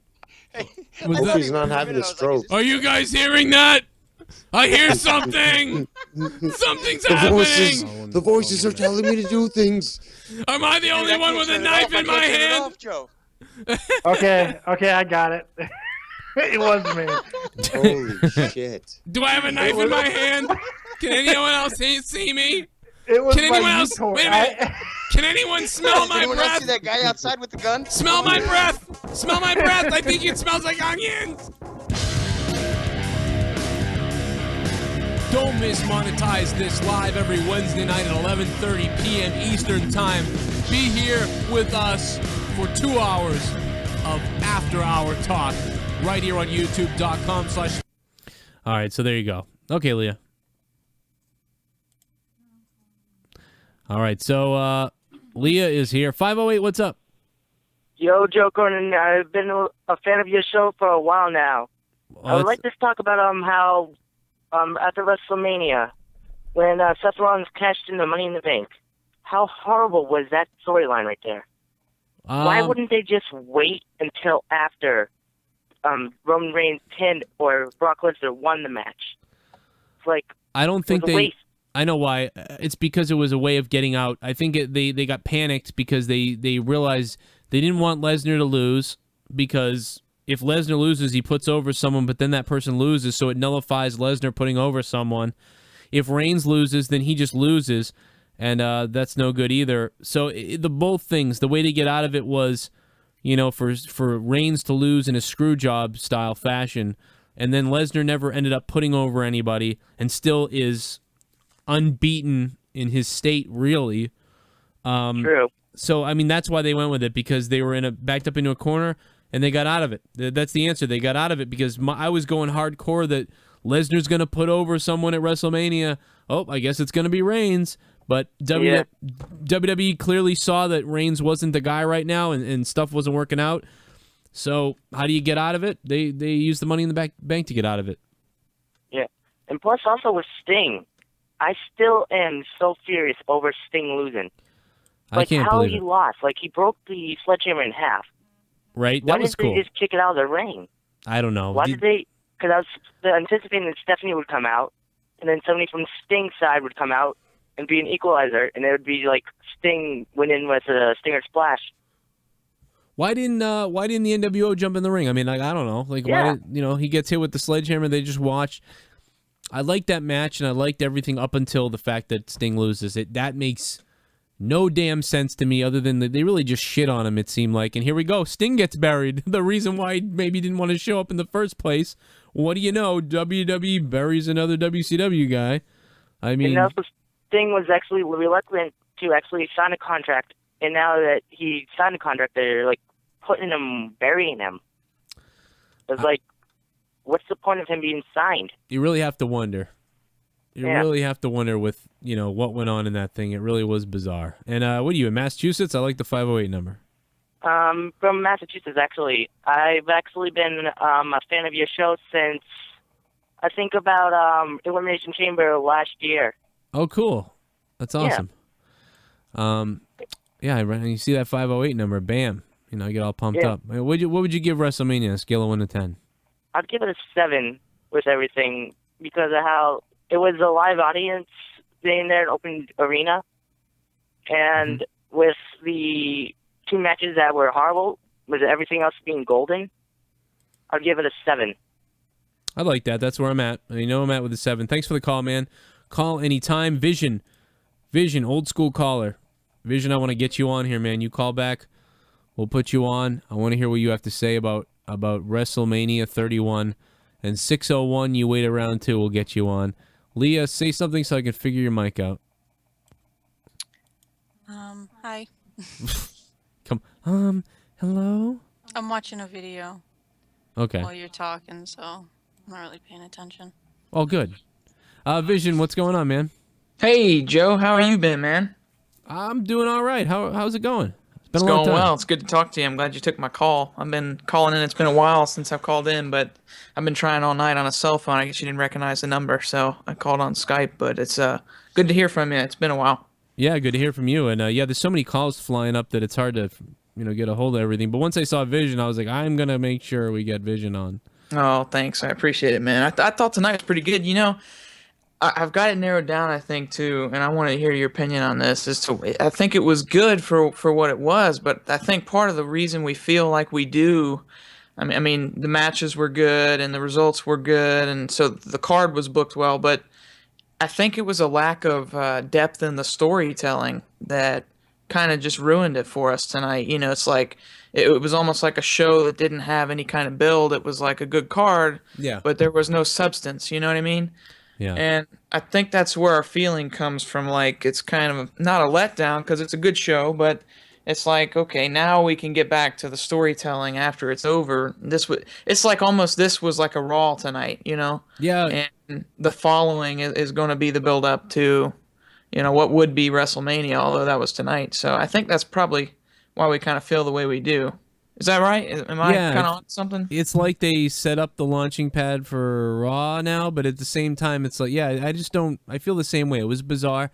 You look at the card, you're like, that's really pretty good, but there was never a time when you were like, I can't wait. This is gonna be, you know, if anything, the biggest storyline was that we're all complaining about Reigns. I mean, that's what it seemed like, and the rest of the stuff was just on paper looked good. And you're right, there was no epic investment. It was just a solid sort of. It was set up to be kind of just a solid show.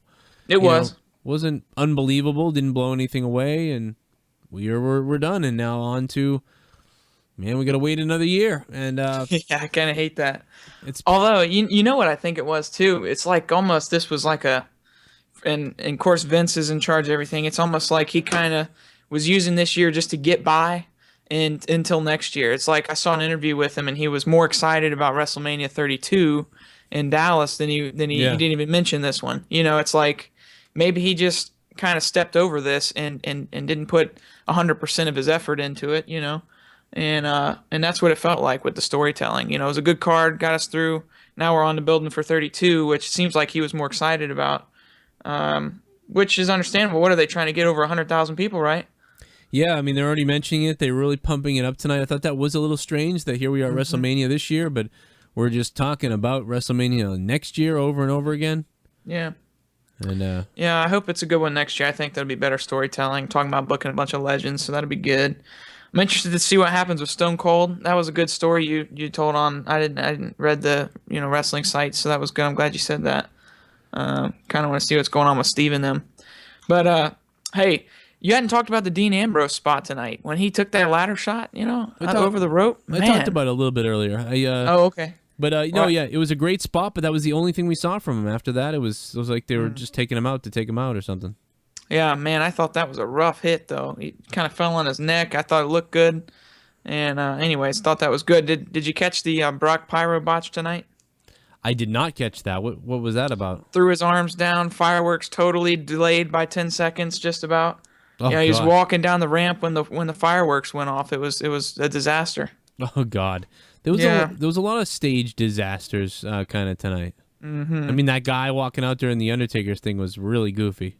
Yeah, oh my God, that ruined it. That totally ruined it. The commentators, one time, somebody walked in front of the commentators, you know, it's like a lot of that happening.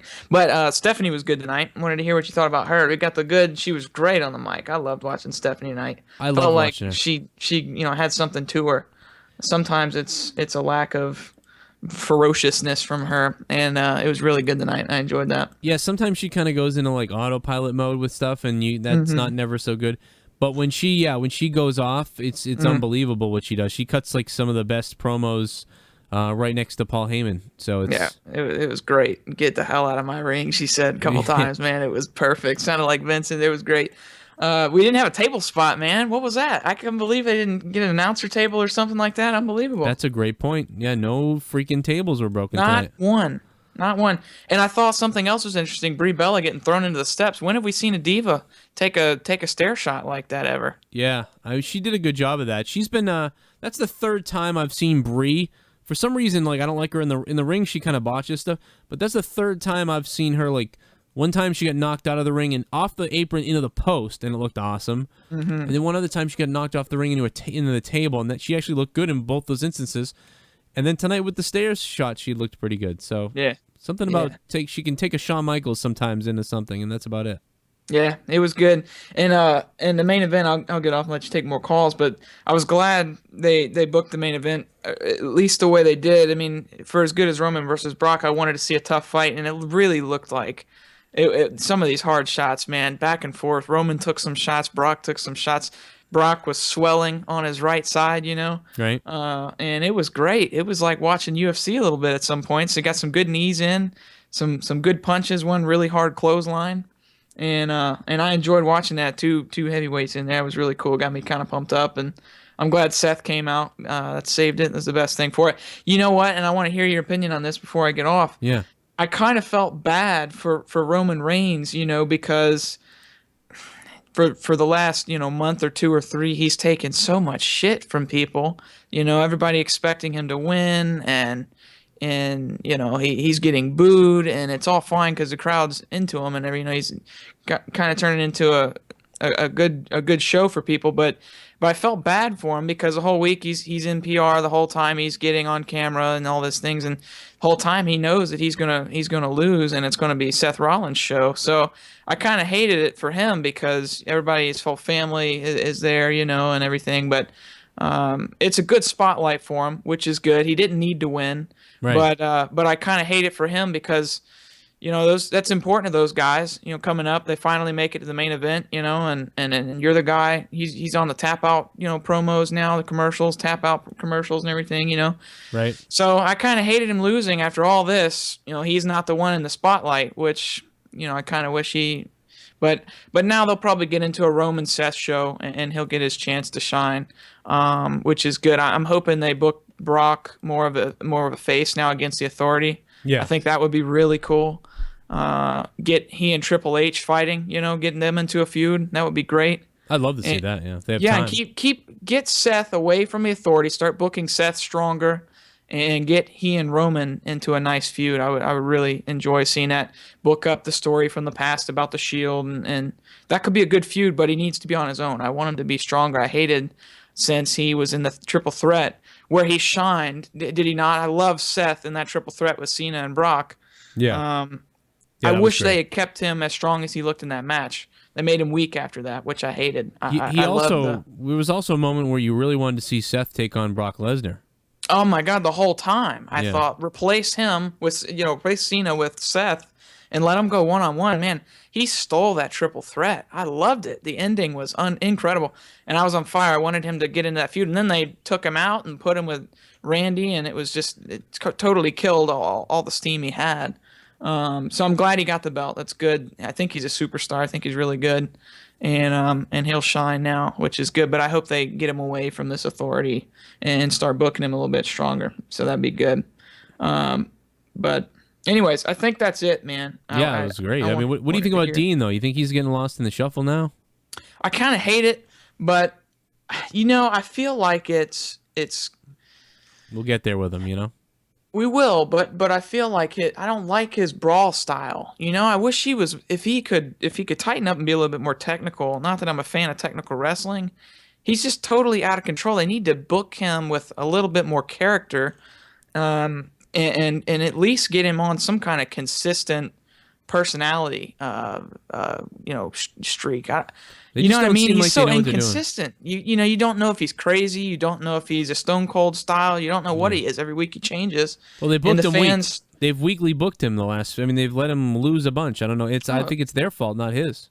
Well, totally. I think so. But I see these interviews with him, and he says, you know, you get what you get. It's me. It's all me. And it sounds like he's got a lot of influence over his character. So I don't know, but it's definitely been booked, you know, in wrong ways. And I enjoyed when he sawed the privates off that dummy. I mean, that was what I was. That's right out of my book. I loved it. Right, but then they killed his theme, right? I mean, then they just killed totally. him. Yeah, it did. Reigns is coming back. Yeah. See you, Dean. Yeah, that was it. Totally lost in the shuffle, which I hate.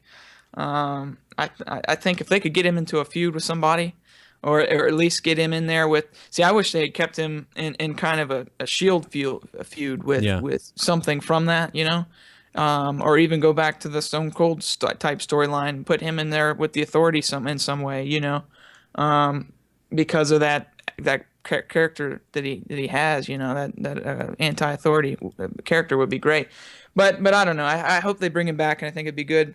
But anyways, yeah, I hope he tightens up and they get his personality kind of on more consistent. You know, we don't know who he likes. We don't know who he doesn't like. We don't know if he's a heel, if he's a face, you know, so it's kind of hard to get ourselves attached to him. But I think that's booking. I think you're right. So I hope they work on that. But right now I'm pretty happy with who has titles. You know, it was really cool. I'm glad Cena has the US title. It's like old times. He's not on the top of the card, but he's in the middle. Yeah. I like it. You know, I don't mind seeing him around as long as he's not the World Heavyweight Champion. And he's good as the USA guy. You know, he's really good at that. Yeah. So I'm glad. That. Go ahead. Yeah, no, I like that. I like the spot they put him in now. Yeah, and I don't mind it, you know, and I think he'll start to get some of the fans back for being a consistent, you know, he's not trying to steal the show now. He's okay taking the back seat for a little while. I wouldn't be surprised if they try and give him some off time soon, you know, now that they got the younger guys booked pretty strong, which is good. And I'm glad Brock's staying around. You know, I wonder if what the alternative plans were before he re-signed on Monday. Because I know they would have been making, you know, if he had decided to leave, I know they had plans for him leaving. So I would love to know what those were. I don't know if you have any thoughts on that, but yeah, I thought he was gonna. I figured he would drop it and put someone over. I believed he was gonna drop it, put someone over, and then he'd be gone. And even if he was staying, he could lose, drop it, and put someone over, and then be gone for months and come back, and that's fine. But now that he's coming back, and I believe he's booked for tomorrow night, so yeah, you know, that kind of threw a whole monkey wrench in the whole thing. I don't understand what they would have, you know, what they're gonna do. But now I understand what they did. So I didn't see that coming though. Yeah. All right. Well, I'll get off. I know you got other people calling, but hey, it's good to talk to you, Joe. Thanks for taking my call. Good to hear your opinions, and I'll probably talk to you tomorrow night. Hey man, thanks for the call. Good to hear from you as always. And we'll be right back in just a second with more WrestleMania 31 talk. You hung up on me too. Oh, my bad. You're watching The Joe Cronin Show with Joe Cronin. Personality, insight, and insanity. The co-host, The Dead on Dave, who has copious amounts of boobs. Man boobs. Oh, and I guess he's got notes, too. Over 5 million views. Joe Cronin Show. Wrestling talk with attitude.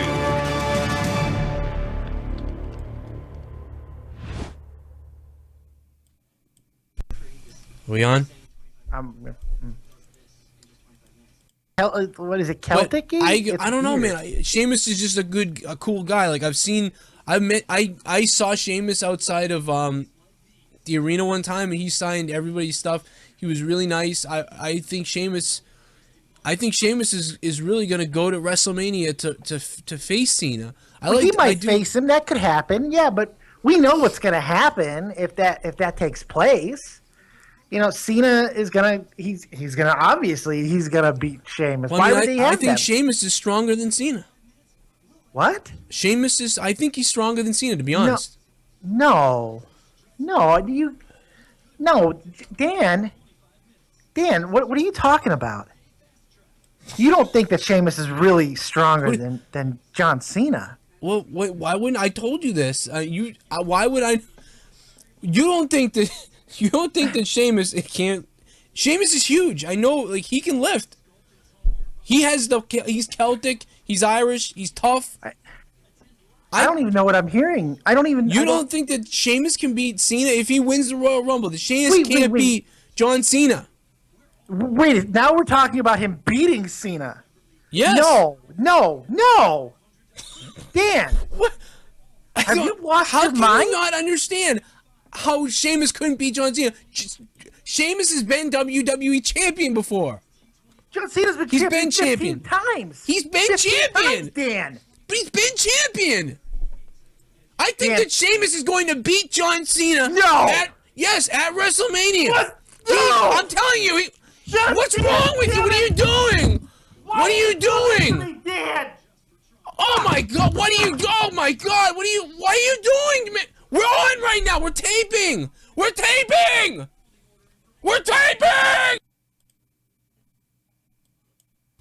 Why in the world couldn't Total Divas happen when you were still in WWE? Because I think you would have just been perfect on that show. And I understand you brought the idea up previously. I did, yeah. I actually, I have the emails back and forth between Stephanie and I, and Stephanie was also trying very hard to get it going because we had such a good group. I mean, we had a fantastic group of girls.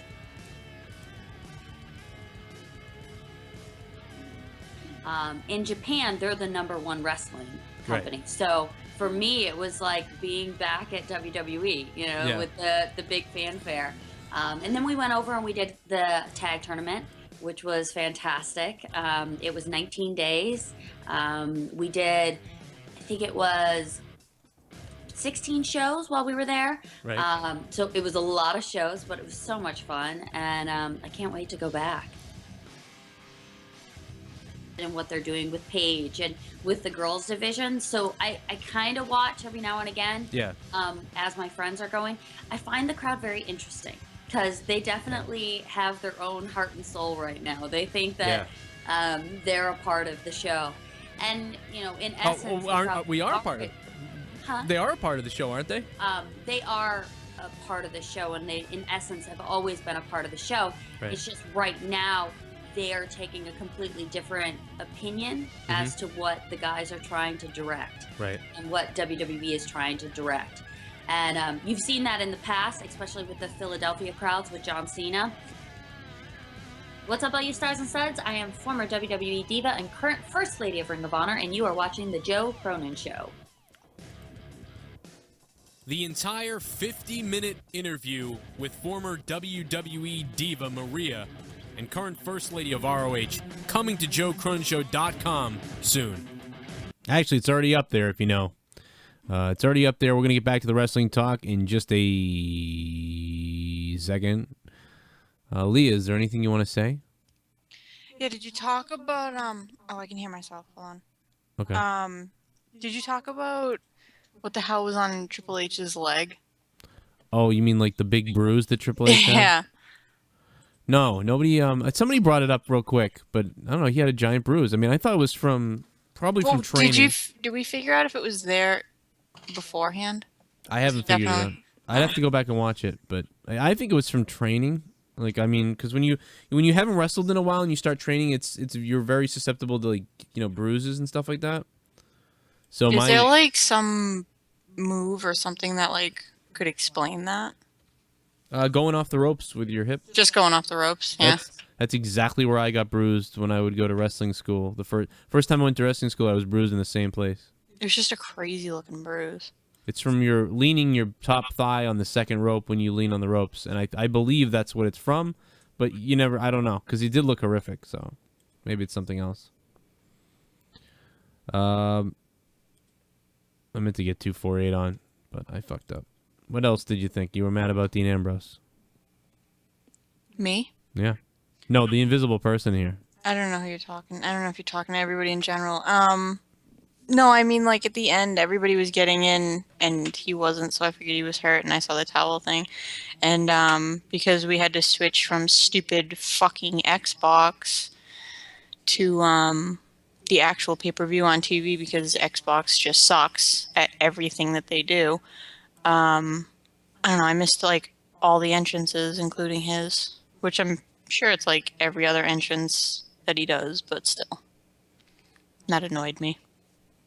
Yeah, there's no pump up to that match because I missed all the entrances. That It was pretty much just like we started watching it, and then, I don't know, it seemed really, that whole match, it's like it went on first, if you don't count the pre-show, and then, I don't know, it felt like it should have been way better, and it wasn't. It's like you got ladders, and it didn't even feel like there was really ladders there.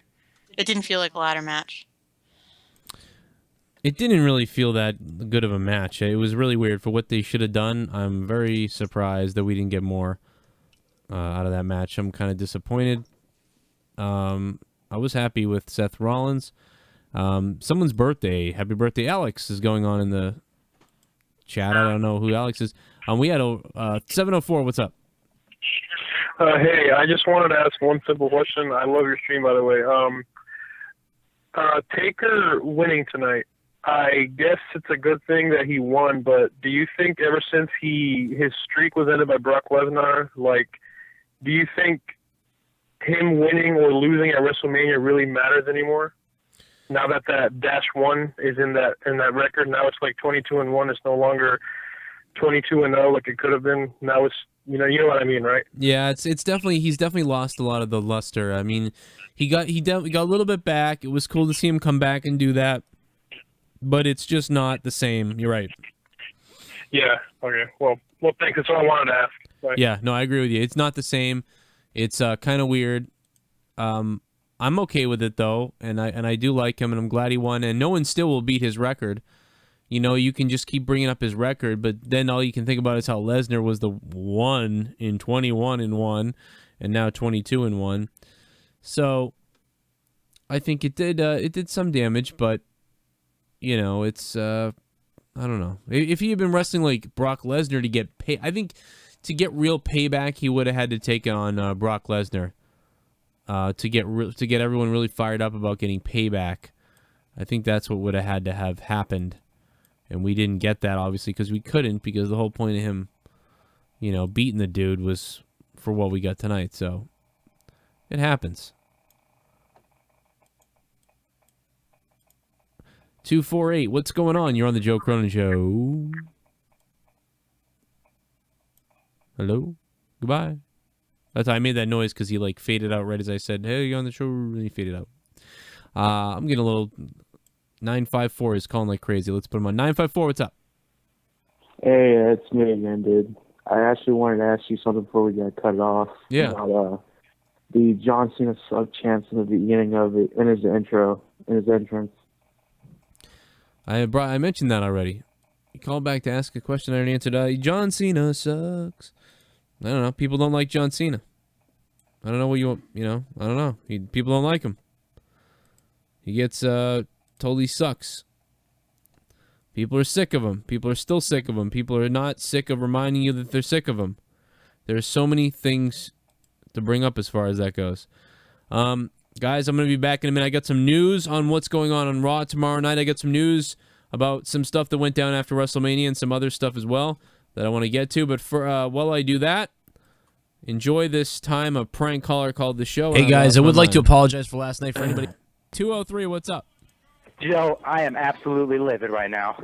I don't fucking believe what I just saw, dude. Listen to me. They try to recapture the same shit we had last year. They try to give me Reigns last year. If Reigns would have won last year, I would have been out of my seat. But now they try to recapture it, and all I can think of is Reigns' fat, juicy in my mouth, dude. And I'm thinking about the and I'm sitting here jerking off to the screen, and I'm thinking, you know what? I'm going to call this fat fucking loser with this slick back, greasy hair, and I'm going to fucking tell her how I feel. Yeah. My cock was hard. Yeah. My cock was real hard, Joe, and I thought one person could take it, and it was you. Hey, how long is your dick? Oh, don't worry about that, Joe. No, I want to know. Don't worry about Tell it. me how long is it? How long is it? Listen, How long is it, you little You want to call my show, you little want to talk about sucking my I'll go to your mother's house. I'll cut her off because I know she has one, and then I'll find her ball sack tucked up in her anus. Then I'll go into the filing cabinets in your house, and I'll find the adoption papers that you didn't know about, and then you'll realize your dad wasn't really a man. Your mother was a carpet muncher with a That's right. Your mother's a man, and she has a Your mother might as well have been Roman Reigns. You know something, you little bitch? I'm going to find out where you live with your little phone number that you called in on. Whether it was a Skype number, a masked number. I know people in the military. Mother We'll have ourselves a Boston ISIS, an ISIS right here on my soil, Not only will I string you up and hold you until the last breath, but just before you're about to die and we chop your head off, we bring out your mother with her skirt on, and I rip that skirt open so you can see the knob, and you can have one small tear run down your face onto the ground as we chop your head off. Merry Christmas, your life's a lie, you Well, tonight's not the night, kids. Tonight's not the night, kids. Phone Telling you guys calls right now. Phone calls over. ISIS. Tread lightly, guys. Tread You piece of shit. Patrick Glenn, put your kids to bed, bro. Don't be watching this.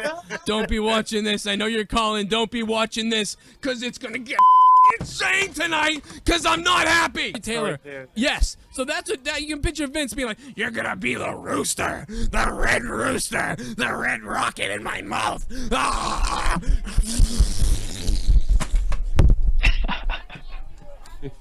What's up, Vision? Hey, what's going on, Joe? I'm going to take a pill.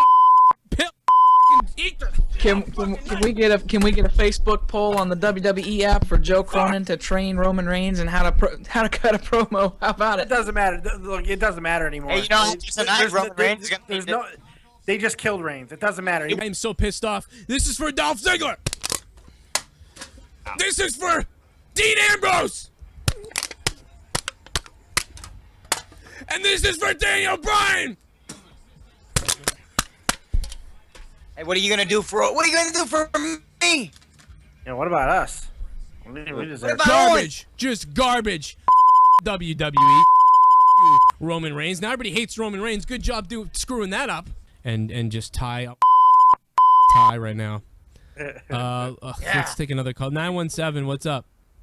Yo, listen to me, bro. I'm very upset about tonight. Biggest upset of the night was the match against your virginity. I can't believe you lost it again. Oh yeah, I got 2 kids. Nice try. One of these days. I got 2 One of kids. these days I got you're 2 gonna win, kids. dude. I'm rooting for you, bro. I'm rooting for you. I got 2 kids. Got 2 kids, bro. Yeah, Nice what, you try. fucking adopting? Yeah. Your mother, I gave her AIDS and she's gonna die tomorrow. My mother's doing fine, you fucking. Yeah, I don't think she is. You fuck. I don't think your mother's doing all right, you little fuck. I'll come over there. Head, you little. I'll fuck your dog. I'll your dad. I'll your mom. Oh, you're a piece of shit. Oh, you're a piece of shit. Fucking faggot. Go ahead. Go ahead and call again, you little. I'll come to your house and kill your whole family. How about that? I'll kill your whole family. 917-535-0051. 917-535-0051. Wait. You little. I'll kill your whole family, you. I'll chop your. And then I'll show it to Reigns so he can suck it. You little. I'm gonna call the fucking guy's show every week. Let's call this guy's show every week and talk about how you. That's a good job, you little homo. Yeah, that's what I'm gonna do. I'm gonna call a show on YouTube every week. Wow, you're a homo. You're watching me, you. So what does that make you? An inverted transvestite sucker? Is that what it makes you? You stupid. No more fucking phone calls from you little out there. How about that? Thanks. Done. For Done with the phone calls. You fucking little cracker ass. Every race, Mexicans, white people, Reigns, most of all Samoans. How about that? This whole show, I'll burn this motherfucker down. And that's All there's right. no way you're not taking a bump like that. No way. That's too much risk. Yeah, Joe Latimer Alright. says you've got an ultimatum to make. You've got 5 minutes to take his recall before he bounces. Bounce, motherfucker. You know what? I'm getting sick of everybody. I'm getting really pissed off now. Now I'm starting to get pissed off at everybody. Problem, fuck yourself. I gotta take your call 3 times. Everyone's upset. What the is this? What are we? I'm gonna put a tampon in. There's 70 calls going on right now. I gotta take the same people's calls 7 times. What is wrong with you, so pieces of shit? What is Everyone wrong with thinks this they're a part fucking of the country? fucking shit. Fuck this They're show fucking tonight. shit. I'm aggravated with this Royal Rumble, and now these whiny fucks are telling me who I have to take call from every second. Show. You know, I'm gonna pick up the phone and themselves. Hey, 203, go yourself. Click. I don't even know who that was, but 518. What's going on, 518? Yeah. Yo. 510. Probably a good friend of the show. What's up, man? Get the out of here. You. Where's the phone number? Phone number gone. Assholes. Oh my god. This has turned into the greatest funny thing ever. Are you kidding me? I gotta take your call 4 times when someone else has been calling all night, hasn't gotten on 1 time? What the is Do not wrong feel with really all bad. you people? You didn't crash the show, Tim. Don't worry. Do not feel bad. He's sitting there like writing me. He feels What really the bad. wrong with everybody tonight? What is happening? Sorry about that. I just thought we're back live. Here I am. I just wanted to play that freak out that I had on the show. I think that was a Monday Night Raw or pay-per-view. That must have been a pay-per-view where I freaked out. I might have said it in the video. I don't even remember. So we believe, Brock Lesnar will be on the show tomorrow night. Rollins has an interview. And here's our Rollins interview after WrestleMania 31 tonight, winning the WWE Championship. They're putting the screws on, taking the plates off, taking the Brock Lesnar plates off, and putting on Seth Rollins' name. The WWE World Heavyweight Champion. Was this all according to plan? The beautiful thing about plans is you got to be able to adjust on the fly. You know, anytime the champion is around, Brock Lesnar makes very few appearances here, so you got to capitalize, strike when the iron is hot. I knew these two behemoths were going to go out there and do what they did and beat the living hell out of each other. I knew there would be an opportunity for me if I picked the right spot. Who knows what could happen? Congratulations. Thank you, Tom. Great interview. Great spot. I like what Seth said. I hope he says stuff like that on Raw more often. Some of these backstage interviews I like more than Raw because on Raw it's so scripted and annoying and stupid. But in the backstage, some of these segments that they do, it's more raw, which is what Raw was supposed to be in the first place and is no longer. So I do enjoy those little segments, and that's why it's fun to watch the WWE's YouTube channel from time to time.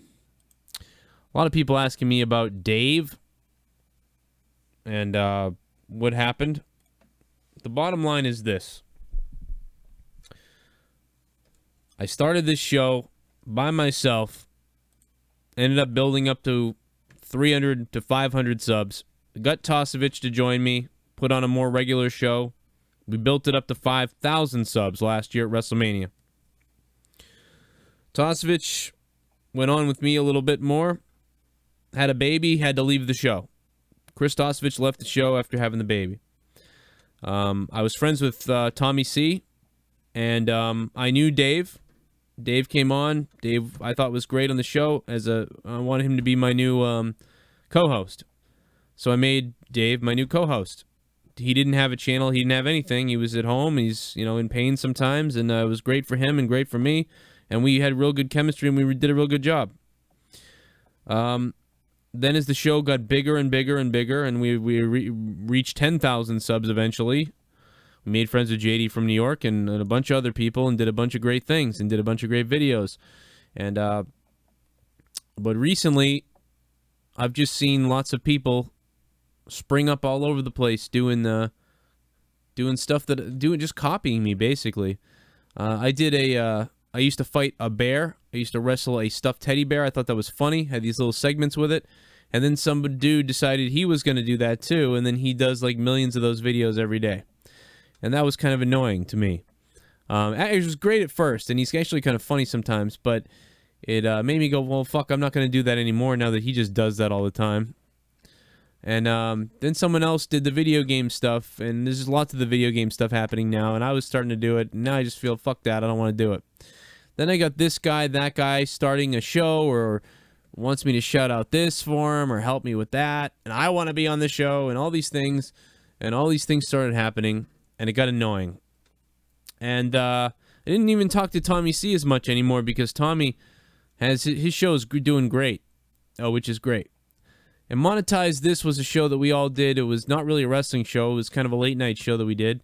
And it was a lot of fun. And then it just became to dwindle.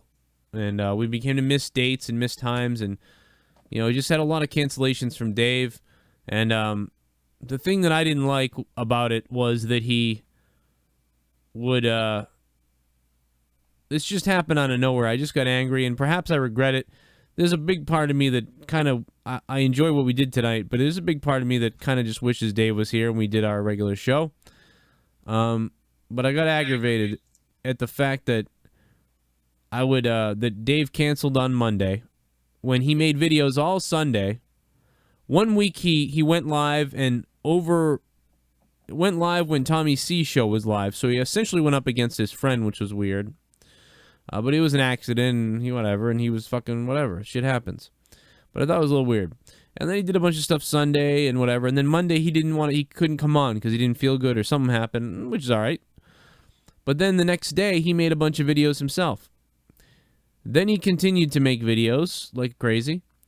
And then after missing Raw, Saturday night we were going to do Monetize This. And then Dave said to me, yeah, I don't think we should do Monetize This because there's a lot of things, a lot of wrestling. We're going to be doing a lot of covering of stuff throughout the weekend, and it'll be really busy, And but that very day he had made a bunch of videos. And I thought, well, fuck that. Let's do Monetize This, like why not? Like, I kind of said, all right. I kind of said, okay. I kind of Vince McMahon Dave. Like, I thought to myself, that's kind of weird. And the more I thought about it, the more I felt like I was getting screwed. Like, because he made a bunch of videos that same day. He made a ton of videos. And I wanted to do Hall of Fame. I wanted to cover Hall of Fame and do Monetize This, like Hall of Fame style or something like that. And so he says, no, let's not do that. And Tommy's not going to be there either or something. And I'm like, okay. So now that's the second time or third thing that's happened. And then the next day, what do you see but a bunch of stuff? Dave's doing videos about the Hall of Fame and all this stuff. And it's like, well, why couldn't we have done Monetize This? And if we couldn't, you can do all this stuff. It just seems like he's not interested anymore, is what I felt like. And I felt like I had to be Vince McMahon and take the title from Bret Hart.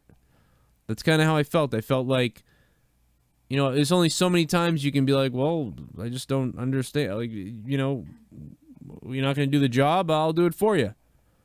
And so I think I Montreal screw job Dave. And usually I just say, oh, whatever, and I don't think about it. But then there's a big part of me that's crazy, too. I went very Shawn Michaels in this moment. And sometimes I do that.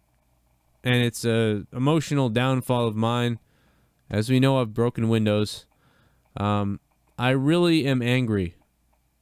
And not to take the show to a dark place now, but I was depressed when Chris Tosevich left the show because me, Tommy C, Chris Tosevich, and Jesse, I really enjoyed the chemistry that was happening. I think the show was really good with everybody. And I kind of got depressed and upset about it. And then when Dave came in, we ended up actually filling the void, and it ended up being great. And perhaps now I'm upset. I'm not upset that Dave has his own channel and that it was doing well. I think that's good. But I'm upset now that I know that I'm taking a back seat. We can't get Tommy C on as much. We can't get Dave on as much. I've had problems with getting on with stuff. And the whole thing just feels like it's dead as far as that time goes. And I really just wish it could go back to Jesse, Tommy C, me, Dave Rose. But we got no Jesse tonight. I think Jesse was busy or something. I didn't even get Jesse on tonight. So I'm a little... I guess I'd be a little bit sad that Jesse wasn't here tonight. That was a little bit,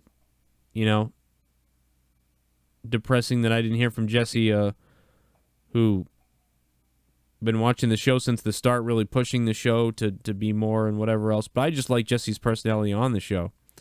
Jesse sometimes can't show up to things though. Yeah, but exactly. But that's not his own fault. So is Dave not here tonight by choice? Or well, I was kind that of a you thing. I kind of said goodbye to everyone. So you did say something to him. Yes. Okay. But I was gonna say it's not really like screw job, but I didn't know that you did that. In that case, I guess it kind of is.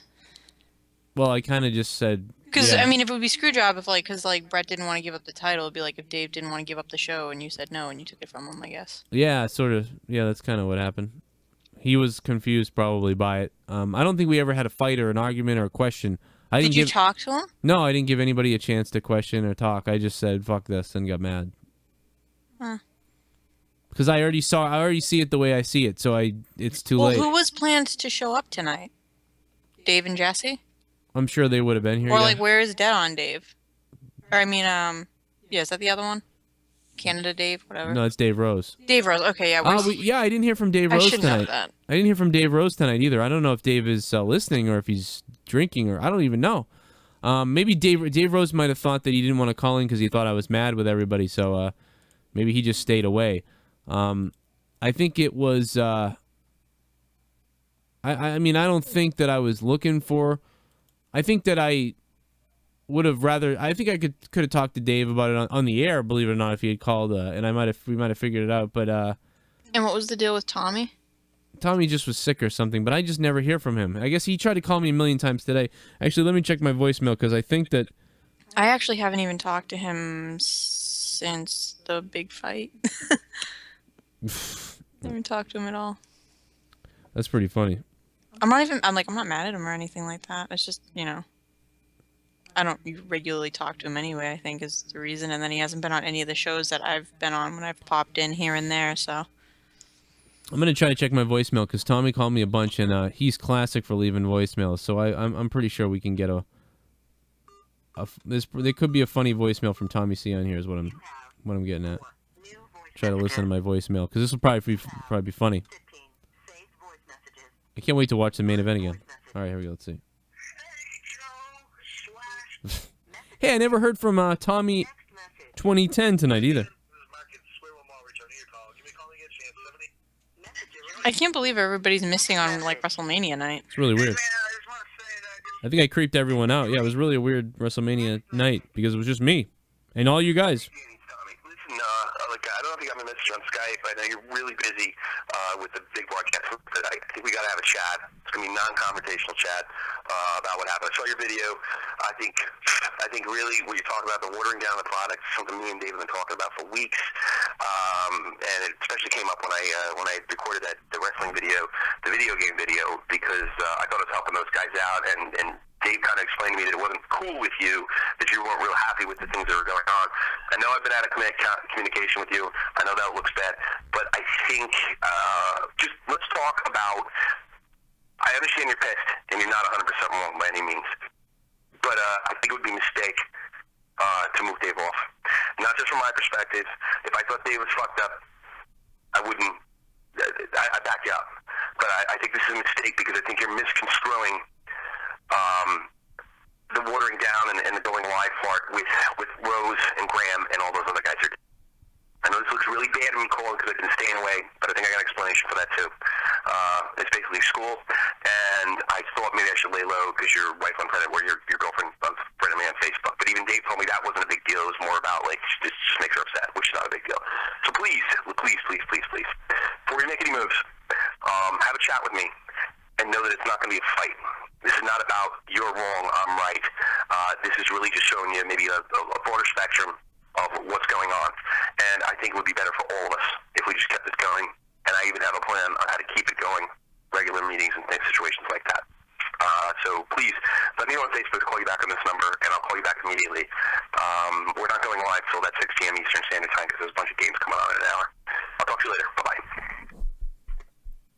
Interesting call from Tommy C. I did not hear that earlier. Yeah, I did tell, I explained that to Dave the other night when I was talking to him. You playing more? Oh, I guess that was it. That was the Tommy C message. So that was his message earlier. I was too screwed up earlier to go back and tell Dave or Jesse and all them that, hey, well, don't worry about it. Just have Dave call up. We'll be okay. But I think there was a part of me that maybe expected Dave to call up tonight. And I think we might have figured it out if he called up tonight. But I may or may not be more enraged with not hearing from one of them tonight. Let me go into the chat, and I'm going to read some in chat. I kind of feel bad that everybody's saying to unsub them. Oh, that's not nice. No, don't do that. Yeah, don't unsub them because they are my friends. Like this is totally. Why am I hearing myself really loud? Is that you? That's me. I'm clicking over every time I talk, and sometimes I forget to click off so that people aren't getting an echo from you. Okay. So no, I don't want you to unsub anybody because they're still my friends. I even if Dave wasn't on the show, I really do still consider him my friend, and I like him, and I like his stuff, and I love Dave. I really do love Dave. I love Tommy, and I love those guys. This has nothing to do with anything else other than I have a problem. I'm sure it's my fault. Even outside of like all the show stuff, like as far as I've seen, like they're good people. Like which is what I was telling like Dave the other day, because I did delete Tommy like off of Facebook, but it wasn't because I was like, oh, I'm angry and I delete people. Leah deleted Tommy for their own safety. I literally deleted him because I don't want to fight with him and I want to be able to be friends with him, and I thought it would be better if like we weren't friends, because then I wouldn't see because he posts political stuff and I'm like over the political stuff and I don't want to talk about political stuff anymore because all it does is make people fight. And so that's why I deleted him, but I guess maybe I should have said something to him, because I guess that could easily be construed as like, I hate you and I'm not being your friend anymore. He overreacts anyway. So. But I did tell Dave that, and I guess Dave told Tommy or whatever, so now he knows or whatever. Or if he happens to hear this now, he knows that I literally did it to be friends, not to not be friends with him. But I don't know. But I mean, like, people shouldn't unsub them because, you know, like, even if like all this stuff is going on or whatever, even if it's just like some annoyance is going on, because this stuff is like annoying. Like when you have people like, it's like, let's not do your show, and then like I'm gonna do 14 of my shows. It's like that's like annoying, and it's like, you know, I don't know. I just don't think people should unsub because of that. All right, yeah, don't do that. These are probably people that didn't like them in the first place. All right, I do want to close real quick in a minute, and I do want to close. I want to let everybody know that I'm going live. I'm continuing the show live on my other channel, my Twitch.tv channel, and you can see it. Oh, over here, right.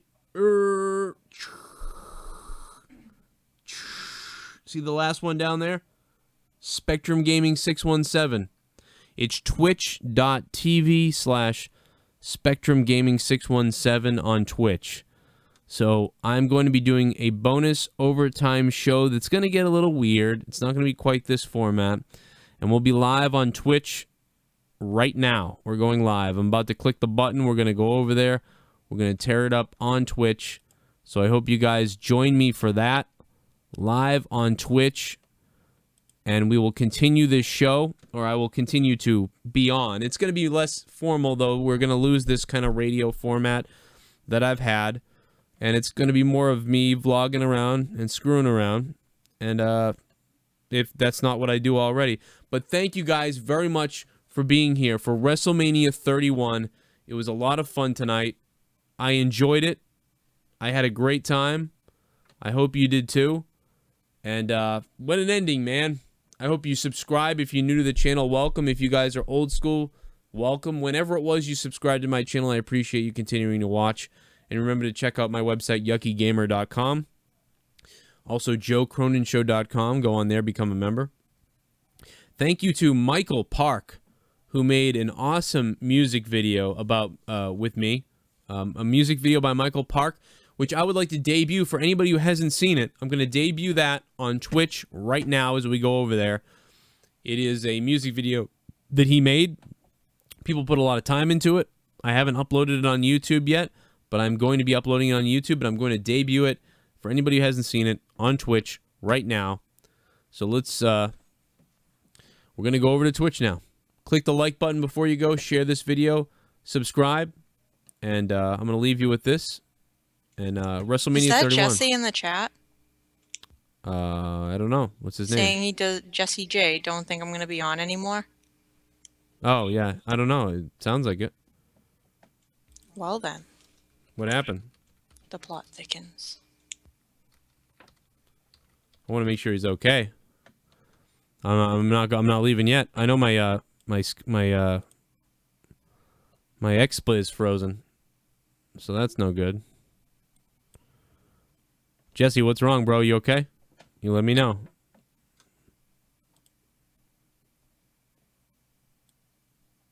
What was he saying, Leah? You see? Let's see, hold on. He said no need for something. I don't know who he was replying to. And then he just says, don't think I'm going to be on anymore. Well, I hope he's all right. I know he is having some issues. Might be Today, or he wrote, today happened? Oh, you wrote what happened, Jesse, you okay? And he said today happened?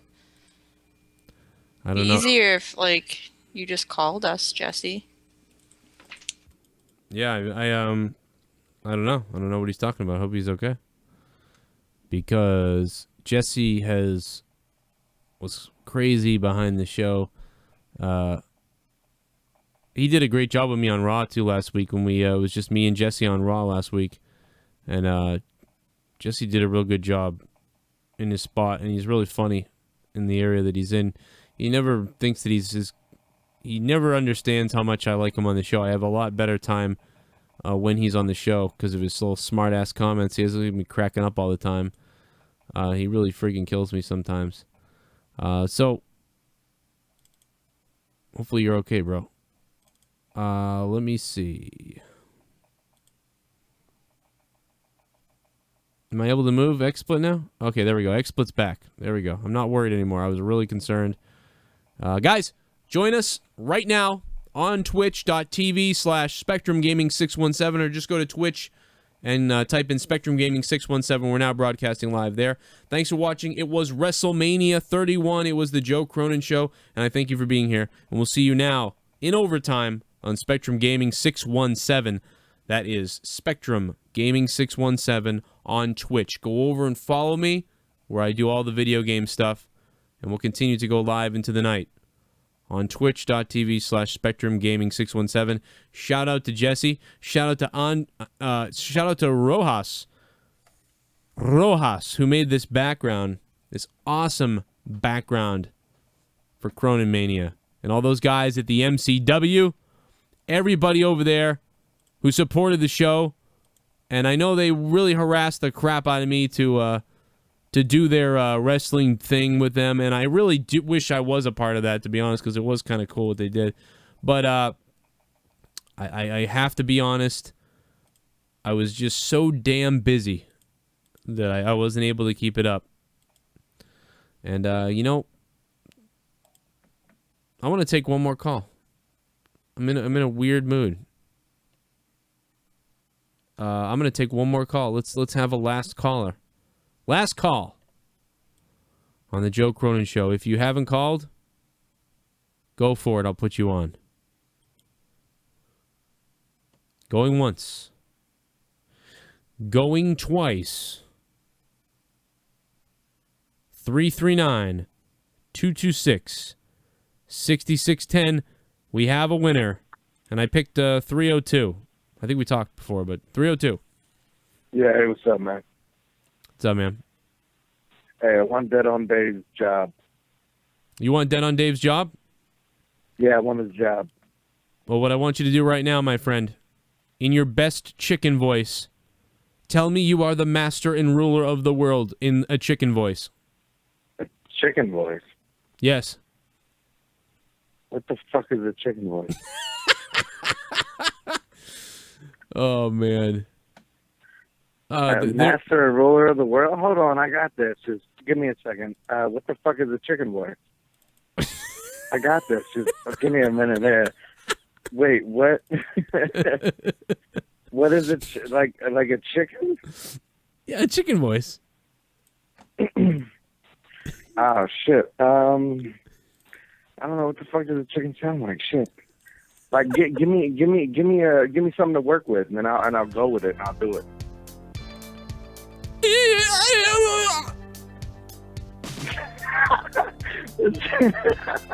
that what it was? Yes.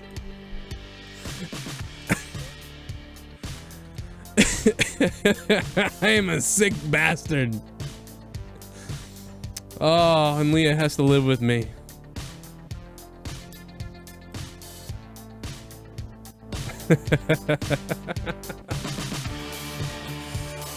I feel bad because that guy was cool and I was an asshole, but that was great. Thanks for calling. Maybe you will be on the show again someday. 302, I appreciate that.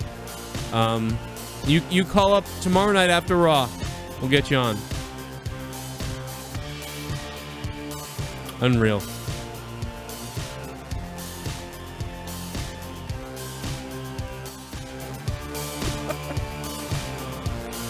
We'll see you on Twitch.